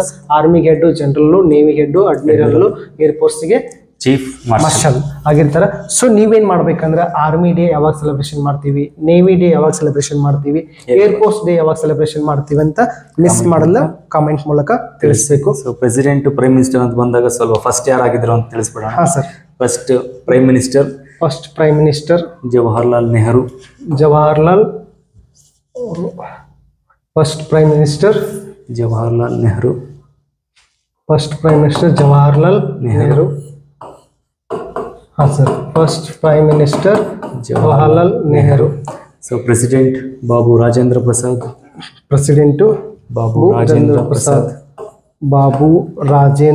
Prasad. So constituent assembly president ಕೂಡ ಆಗಿದ್ರು ಯಾರು? ಬಾಬು ರಾಜೇಂದ್ರ ಪ್ರಸಾದ್ ಅವರು. ಅದೇ ರೀತಿಯಾಗಿ doctor BR Ambedkar draft committee chairman. Doctor BR Ambedkar drafting committee chairman. So ಇದು ಕೂಡ ಇಂಪಾರ್ಟೆಂಟ್ ಕ್ವಶನ್ ಆಗುತ್ತೆ ನಮ್ಮ ಇಂಡಿಯನ್ ಕಾನ್ಸ್ಟಿಟ್ಯೂಷನ್ ಅಲ್ಲಿ. ಸೊ ಸಾಕು, ಜಾಸ್ತಿ ಹೇರೂ ಬೋರ್ ಆಗುತ್ತೆ. So next question number 10. Who composed the famous song Saare Jahan Se Achha? So option A almost ಗೊತ್ತಿರುತ್ತೆ. ಸೊ ಜಯದೇವ್, ಮೊಹಮ್ಮದ್ ಇಕ್ಬಾಲ್, ರವೀಂದ್ರನಾಥ್ ಟ್ಯಾಗೋರ್, ಬಂಕಿಂ ಚಂದ್ರ ಚಟರ್ಜಿ. ಸೊ ಎಲ್ಲರಿಗೂ ಆನ್ಸರ್ ಗೊತ್ತಿರುತ್ತೆ, ಬಟ್ ಕನ್ಫ್ಯೂಷನ್ ಜಾಸ್ತಿ. ಯಾಕೆ ಹೇಳಿ? 3 ಕೂಡ ಹೆಸರುಗಳು ಕೊಟ್ಟಿದ್ದಾರೆ. ಕಂಪೋಸ್ ಮಾಡಿದವರು ಇದ್ದಾರೆ. ಸೊ ಹಂಗಾಗಿ ಕನ್ಫ್ಯೂಷನ್ ಆಗುತ್ತೆ ಜಾಸ್ತಿ. ಏನು ಕನ್ಫ್ಯೂಷನ್ ಬೇಡ. ಮೊಹಮ್ಮದ್ ಇಕ್ಬಾಲ್ ಸಾರೆ ಜಹಾಂ ಸೆ ಅಚ್ಚಾ. ಸೊ ಇವರಿಬ್ರು ಏನಕ್ಕಪ್ಪ ಫೇಮಸ್? ರವೀಂದ್ರನಾಥ್ ಟ್ಯಾಗೋರ್ ನಮ್ಮ ಜನಗಣಮನ ಬರೆದವರು. ಅದೇ ರೀತಿಯಾಗಿ ಬಂಕಿಂ ಚಂದ್ರ ಚಟರ್ಜಿ ವಂದೇ ಮಾತರಂ. ಅದೇ ರೀತಿಯಾಗಿ ಇವ್ರದ್ದು ಒಂದು famous book sir, Rabindranath Tagore ಅವ್ರದ್ದು Gitanjali. Gitanjali. First Indian Nobel prize first Indian Nobel prize ಬರೆದಿದ್ದು ರವೀಂದ್ರನಾಥ ಟ್ಯಾಗೋರ್. ಸೊ ಇವ್ರ ಜೊತೆಗೆ ರಾಧಾಕೃಷ್ಣನ್ ಅವರಿಗೂ ಕೂಡ ಕೊಟ್ಟಿದ್ದಾರೆ ಸರ್. ನೊಬೆಲ್ ಪ್ರೈಸ್ ಸರ್ ಇದು. ನೊಬೆಲ್ ಪ್ರೈಸ್ ಬೇರೆ, ಭಾರತ ರತ್ನ ಬೇರೆ. ಸಾರಿ ಸರ್, ಆಗ್ಲೇ ಹೇಳಿದ್ವಿ. ಸರಪಲ್ಲಿ ರಾಧಾಕೃಷ್ಣನ್ ಮತ್ತೆ ಇನ್ನೊಬ್ಬ ವ್ಯಕ್ತಿ ಇದ್ದಾರೆ, ಆಲ್ರೆಡಿ ಕಮೆಂಟ್ ಹಾಕಿರ್ತಾರೆ. ಸೊ ವ್ಯಕ್ತಿ C V Raman. Okay sir. So ಅದೇ ರೀತಿ ಇಲ್ಲಿ ಜಯದೇವ್ ಇದೆ, ಮೊಹಮ್ಮದ್ ಇಕ್ಬಾಲ್, ರವೀಂದ್ರನಾಥ ಟ್ಯಾಗೋರ್. ಕನ್ಫ್ಯೂಸ್ ಆಗಬಾರ್ದು ಇಲ್ಲಿ ಚಂದ್ರ ಚಟರ್ಜಿ. ಸೊ ಮೊಹಮ್ಮದ್ ಇಕ್ಬಾಲ್ ಯಾವುದು ಸಾರೆ ಜಹಾಂ ಸೆ ಅಚ್ಚಾ, ರವೀಂದ್ರನಾಥ ಟ್ಯಾಗೋರ್ ಜನಗಣಮನ, ಬಂಕಿಂ ಚಂದ್ರ ಚಟರ್ಜಿ ಒಂದೇ ಮಾತರಂ. ಸೊ ನಮ್ಮ ನಾಡಗೀತೆ ಬರೆದವರು ಕೂಡ ಇಲ್ಲಿ ಸೇರಿಸಬಹುದು. ಯಾರು ಹೇಳ್ಬೋದು sir? Kuvempu. Karnataka state anthem. Karnataka sir ಎಲ್ಲರಿಗೂ ಡೈಲಿ ಹೇಳ್ತಾ ಇರ್ತಾರೆ. ಭಾರತ ಜನನಿ ಅಂತ ಜಾತಿ ಅಂತ ಹೇಳ್ತೀವಿ. ಸೊ ಅದನ್ನ ಬರೆದಂತವರು ಕುವೆಂಪು ಅವರು. ಹುಬ್ಬಳ್ಳಿಯ ವೆಂಕಟಪ್ಪನ ಮಗ ಪುಟ್ಟಪ್ಪ ಕುವೆಂಪು. ಸೊ ಅದೇ ರೀತಿ ಲೈಕ್ ಏನು ಉದಯವಾಗಲಿ ನಮ್ಮ ಚೆಲುವ ಕನ್ನಡ ನಾಡು ಅಂತ ಒಂದು ಸಾಂಗ್ ಇದೆ. ಸೊ ಅದನ್ನ ಬರೆದಂತವರು ಕಾಮೆಂಟ್ ಮೂಲಕ ತಿಳಿಸ್ತಾರೆ ಸರ್. ಅವ್ರಿಗೂ ಸ್ವಲ್ಪ ಬೇಕಲ್ಲ ಸರ್, ಎಲ್ಲ ನಾವೇ ಹೇಳಿದ್ರೆ ಇದಾಗುತ್ತೆ. ಸೊ ಅದರಲ್ಲಿ ಅದೇ ರೀತಿ ಒಂದು ಇಂಟಿಗ್ರೇಷನ್ ಮೂವ್ಮೆಂಟ್ ಅಲ್ಲಿ ಇನ್ನೊಬ್ಬ ವ್ಯಕ್ತಿನ ಇಂಪಾರ್ಟೆಂಟ್ ಆಗ್ತಾರೆ. ಯಾರು? ಆಲೂರು ವೆಂಕಟರಾಯ್ ಅಂತ. ಕರ್ನಾಟಕ ಇಂಟಿಗ್ರೇಷನ್ ಅಲ್ಲಿ ಆಲೂರು ವೆಂಕಟರಾಯ್ ಅವರ ಬುಕ್ ಕೂಡ ಫೇಮಸ್ ಒಂದು. ಯಾವುದು? ಕರ್ನಾಟಕದ ಗತವೈಭವ. Past glory of Karnataka. Glory means ವೈಭವ ಅಂತ. Past glory of Karnataka, Alur Venkata Rao ಅವರು ಬರೆದಿರೋದು. ಸೊ ಯಾರು? ಉದಯವಾಗಲಿ ನಮ್ಮ ಚೆಲುವ ಕನ್ನಡ ನಾಡು. ಅದ ಗೀತೆ ಅದ್ರ ಹಿಂದೆ ಇರುವಂತ ಒಂದು ಘಟನೆಯನ್ನ ಹೇಳ್ತೀನಿ. ಸೊ ಇದನ್ನ ಫಸ್ಟ್ ಟೈಮ್ ಆಡಿದ್ದು ಎಲ್ಲಿ ಅಂತಂದ್ರೆ 1924 ಅಲ್ಲಿ ಒಂದು ಅಧಿವೇಶನ ನಡೆಯುತ್ತೆ. ಯಾವ್ದು? ಕಾಂಗ್ರೆಸ್ ಅಧಿವೇಶನ. ಅದು ಕೂಡ important. INC Indian national Congress. So first ಸ್ಥಾಪನೆ ಮಾಡಿದವರು AOU 1885 AOU ಸ್ಟಾರ್ಟ್ ಮಾಡ್ತಾರೆ. ಸೊ ಇದರ ಅಧಿವೇಶನ ನಡೆಯುತ್ತೆ ಎಷ್ಟರಲ್ಲಿ? 1924. ಏನಕ್ಕೆ ಇದು ಇಂಪಾರ್ಟೆಂಟ್ ಅಂದ್ರೆ ಕರ್ನಾಟಕದಲ್ಲಿ ನಡೆದಂತಹ ಮೊಟ್ಟ ಮೊದಲ ಕಾಂಗ್ರೆಸ್ ಅಧಿವೇಶನ ಗಾಂಧೀಜಿಯವರು ನೇತೃತ್ವದಲ್ಲಿ ಅಥವಾ ಅವರ ಅಧ್ಯಕ್ಷತೆಯಲ್ಲಿ ನಡೆದಂತಹ ಒಂದು ಅಧಿವೇಶನ. ಗಾಂಧೀಜಿಯವರು ಯಾವ್ದೋ ಅಧಿವೇಶನ ಅಧ್ಯಕ್ಷತೆ ತಗೊಂಡಿಲ್ಲ. ಇದು ನಡೆಯೋದು ಕರ್ನಾಟಕದಲ್ಲಿ. ಕರ್ನಾಟಕದ ಯಾವ ಪ್ಲೇಸ್? ಬೆಳಗಾವಿ. ನಮ್ಮ ಬೆಳಗಾವಿ. ಸೊ 1924 ಅಲ್ಲಿ ಬೆಳಗಾವಿಯಲ್ಲಿ ಕಾಂಗ್ರೆಸ್ ಅಧಿವೇಶನ ನಡೆಯುತ್ತೆ. ಸೊ ಅದರಲ್ಲಿ ಮಹಾತ್ಮ ಗಾಂಧೀಜಿಯವರು ಅಧ್ಯಕ್ಷತೆಯನ್ನು ಪಡ್ಕೊಂಡಿರ್ತಾರೆ. ಆ ಟೈಮಲ್ಲಿ ಈ ಸಾಂಗ್ ಅನ್ನ ಆಡಲಾಗುತ್ತೆ. ಯಾವುದು? ಉದಯವಾಗಲಿ ನಮ್ಮ ಚೆಲುವ ಕನ್ನಡ ನಾಡು. ಅದನ್ನ ಬರೆದವ್ರು ಯಾರು ಅಂತ ಕಾಮೆಂಟ್ ಮೂಲಕ ತಿಳಿಸಿ. Yes. So next question, who wrote the holy grantha Bhagavad Gita? So ಈಗಾಗಲೇ ಆಲ್ರೆಡಿ ಹೇಳಿದ್ವಿ ಸರ್, ಚರ್ಚೆ ಮಾಡಿದ್ವಿ ಇದ್ರ ಬಗ್ಗೆ. ಅವ್ರಿಗೆ ಬಿಟ್ಟು ಬಿಡೋಣ ಸರ್. ಕ್ವಶನ್ ಮಾರ್ಕ್ ಹಾಗೆ ಇರಲಿ. ಅದೇ ರೀತಿಯಾಗಿ ನಮ್ಮ ಸಂಸ್ಥೆಯಲ್ಲಿ ಅಗ್ನಿವೀರ ಬ್ಯಾಚಸ್ಗಳು ಕೂಡ ಸ್ಟಾರ್ಟ್ ಆಗಿರ್ತಾವ. ಸೊ ಆ ಒಂದು ಬ್ಯಾಚ್ಗೆ ಬಂದು ಜಾಯಿನ್ ಆಗಿ ನೀವು ಕೂಡ ಆರ್ಮಿ ಸೇರ್ತಕ್ಕಂಥ ಒಂದು ಕನಸನ್ನ ನನಸು ಮಾಡ್ಕೊಳ್ಳಿ. Okay sir? Yes sir. So options ಇದಾವೆ: ವಾಲ್ಮೀಕಿ, ಕಾಳಿದಾಸ್, ವೇದವ್ಯಾಸ, ಕೃಷ್ಣ ಅಂತ. ಸೊ ಸರಿಯಾದ ಉತ್ತರ ಕಾಮೆಂಟ್ ಮೂಲಕ ತಿಳಿಸ್ಬಿಡಿ. Okay sir. So next question, who established the Mughal empire in India? So Mughal empire start ಮಾಡಿದಂತಹ ವ್ಯಕ್ತಿ. ಸೊ ಇದನ್ನ ಸಾಕಷ್ಟು ಬಾರಿ ನಾವು ಚರ್ಚೆ ಮಾಡಿದ್ದೀವಿ. ಯಾರು ಫಸ್ಟ್ ಟೈಮ್ ವಿಡಿಯೋ ನೋಡ್ತಾರೆ ಅವ್ರಿಗೂ ಒಂದ್ ಸ್ವಲ್ಪ ಗೊತ್ತಾಗ್ಲಿ ಇದರ ಇನ್ಫಾರ್ಮೇಶನ್. ಸ್ವಲ್ಪ ಸಾಕಷ್ಟು ಬಾರಿ ಹೇಳಿದೀವಿ, ಬಂದಾಗೆಲ್ಲಾನು ಬಾಬರ್ ಬಗ್ಗೆನೇ ಹೇಳಿದೀವಿ. ಸೊ ಅವ್ರಿಗೂ ನೋಡಿ ಬೋರ್ ಆಗಿರುತ್ತೆ. ಸರಿಯಾದ ಉತ್ತರ ಬಾಬರ್. ನೆಕ್ಸ್ಟ್ ಹೋಗ್ಬಿಡೋಣ ಸರ್. ಎಸ್, ಇವ್ರ ಬಗ್ಗೆ ಸ್ವಲ್ಪ ಹೇಳ್ಬಿಡೋಣ. ಹಾ ಸರ್, ಹೇಳಿ ಸರ್. ಹುಮಾಯೂನ್, ಬಾಬರ್ನ ಮಗ. ಹುಮಾಯೂನ್ನ ಮಗ ಅಕ್ಬರ್ನ ಮಕ್ಕಳು ಇಬ್ರು ಬರ್ತಾರೆ ಇದ್ರ ಮಧ್ಯೆ. ಯಾರು? ಶಹಜಾನ್ ಮತ್ತೆ ಜಹಾಂಗೀರ್. ಜಹಾಂಗೀರ್ ಅನ್ನೋನು ಫಸ್ಟ್ ಬರ್ತಾನೆ, ಆಮೇಲೆ ಶಹಜಾನ್ ಬರ್ತಾನೆ. ಸೊ ಔರಂಗಜೇಬ್ ಲಾಸ್ಟ್ ದೊರೆ ಅಂತ ಹೇಳ್ಬೋದು. ಸಾಕಷ್ಟು ಮಾತಾಡಿದ ಇದ್ರ ಬಗ್ಗೆ, ಸ್ವಲ್ಪ ಅಲ್ಲೇ ಗೊತ್ತಿರುತ್ತೆ sir. So next question, famous Kamakhya Devi temple is located which state? So Kamakhya Devi temple ಎಲ್ಲಿದೆ ಅಂತ ಕೇಳಿದ್ದಾರೆ. ಸೊ ಹಿಮಾಚಲ್ ಪ್ರದೇಶ್, ಮಧ್ಯಪ್ರದೇಶ್, ಕರ್ನಾಟಕ, ಅಸ್ಸಾಂ. ಸೊ ಸರಿಯಾದ ಉತ್ತರ ಇಲ್ಲಿ ಅಸ್ಸಾಂ. ಕಾಮಾಖ್ಯ ದೇವಿ ಟೆಂಪಲ್ ಇರೋದು ಅಸ್ಸಾಂ ಅಲ್ಲಿ. ಅದೇ ರೀತಿ ಒಂದ್ ಸ್ವಲ್ಪ ದೇವಸ್ಥಾನಗಳ ಬಗ್ಗೆ ಇಂಪಾರ್ಟೆಂಟ್ ಆಗ್ತವೆ. For example Puri Jagannath temple. ಮತ್ತೊಂದು ಕನ್ಫ್ಯೂಸ್ ಆಗಬಾರ್ದು, ಜಗನ್ನಾಥ ಟೆಂಪಲ್ ಅನ್ನೋದು ಹೈದರಾಬಾದ್ ಅಲ್ಲೂ ಇದೆ.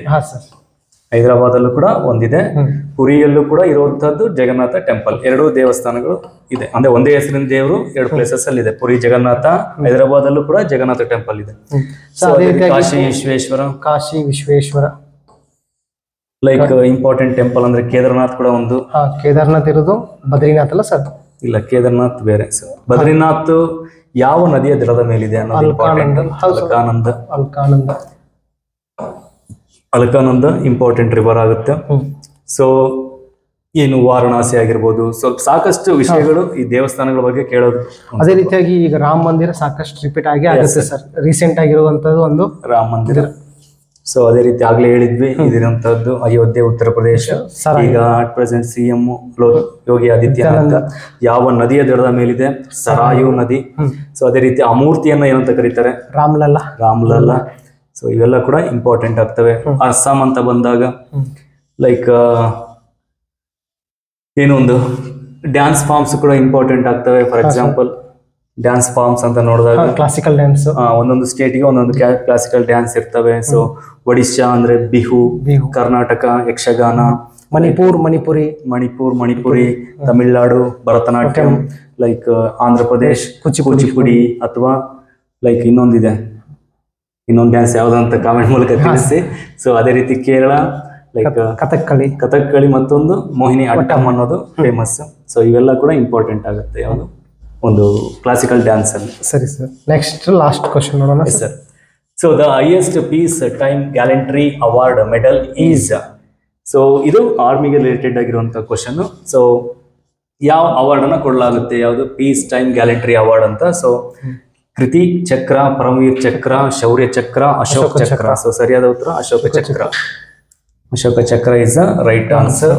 ಸೊ ಅವಾರ್ಡ್ಸ್ ಅಂತ ಬಂದಾಗ ಒಂದು ಫಿಲಮ್ ಆಗಿರ್ಬೋದು, ಸ್ಪೋರ್ಟ್ಸ್ ಆಗಿರ್ಬೋದು, ತುಂಬಾ ಇಂಪಾರ್ಟೆಂಟ್ ಆಗುತ್ತೆ. ಫಿಲಮ್ ಅಲ್ಲಿ ಸೊ ದಾದಾ ಸಾಹೇಬ್ ಫಾಲ್ಕೆ ಮತ್ತು ಆಸ್ಕರ್ ಅವಾರ್ಡ್ಸ್ ಇಂಪಾರ್ಟೆಂಟ್ ಆಗ್ತವೆ.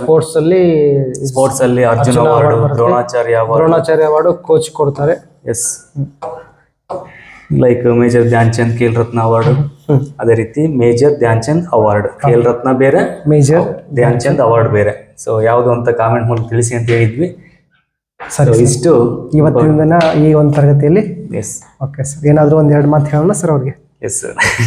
ನೋಡಿ ಸ್ನೇಹಿತರೆ, ಈ ಒಂದು ವಿಡಿಯೋ, ಈ ಒಂದು ಕ್ಲಾಸ್ ನಿಮಗೆ ಇಷ್ಟ ಆಗಿತ್ತಂದ್ರೆ ಮಿಸ್ ಮಾಡಲ್ಲ, ವಿಡಿಯೋಗೊಂದು ಶೇರ್ ಒಂದು ಲೈಕ್ ಕೊಡಿ, ನಿಮ್ಮ ಸ್ನೇಹಿತರಿಗೂ ಕೂಡ ಶೇರ್ ಮಾಡಿ. ಎಲ್ಲೆಲ್ಲಿ ಶೇರ್ ಮಾಡಬೇಕಂದ್ರೆ ಮ್ಯಾಕ್ಸಿಮಮ್ ಆಗಿ ನಿಮ್ದು ಯಾವ್ಯಾವ ಸೋಷಿಯಲ್ ಮೀಡಿಯಾ ಇರ್ತೈತೆ, ವಾಟ್ಸಪ್ ಆಗಿರ್ಬೋದು, ಶೇರ್ ಚಾಟ್ ಆಗಿರ್ಬೋದು, ಇನ್ಸ್ಟಾಗ್ರಾಮ್ ಆಗಿರ್ಬೋದು, ಫೇಸ್ಬುಕ್ ಆಗಿರ್ಬೋದು, ಪ್ರತಿಯೊಂದು ಒಂದು ಸೋಷಿಯಲ್ ಮೀಡಿಯಾದಾಗ ಶೇರ್ ಮಾಡ್ರೆ ಇದೇ ರೀತಿಯಾಗಿ ಅಗ್ನಿವೀರ ತಯಾರಿ ಮಾಡ್ತಕ್ಕಂಥ ಅಭ್ಯರ್ಥಿಗಳಿಗೆ ಅನುಕೂಲ ಆಗುತ್ತೆ. ಸಾಕಷ್ಟು ಜನ ಅಭ್ಯರ್ಥಿಗಳಿಗೆ ಕೋಚಿಂಗ್ ಹೋಗಕ್ಕೆ ಆಗ್ತಿರೋದಿಲ್ಲ, ಮನೆಯಲ್ಲಿ ಕುಳಿತು ಪ್ರಿಪ್ರೇಷನ್ ಮಾಡ್ತಿರ್ತಾರೆ. ಅವ್ರಿಗೊಂದು ಅನುಕೂಲವಾಗ್ತಕ್ಕಂಥ ಒಂದು ದೃಷ್ಟಿಯಿಂದ ನೀವೊಂದು ಈ ಒಂದು ವಿಡಿಯೋನ ಸಾಕಷ್ಟು ಹೆಚ್ಚಿನ ಪ್ರಮಾಣದಾಗ ಶೇರ್ ಮಾಡಬೇಕು. ಈ ಒಂದು ವಿಡಿಯೋಕ್ಕೆ ನಿಮ್ಮ ಅಭಿಪ್ರಾಯವನ್ನ ತಿಳಿಸಿದ್ರೆ ನೆಕ್ಸ್ಟ್ ವಿಡಿಯೋ ಮಾಡಕ್ಕೆ ನಮಗೂ ಕೂಡ ಒಂಥರ ಎನರ್ಜಿ ಸಿಕ್ಕಂಗ ಆಗುತ್ತೆ. ಸರಿ, ಓಕೆ, ಜೈ ಹಿಂದ್.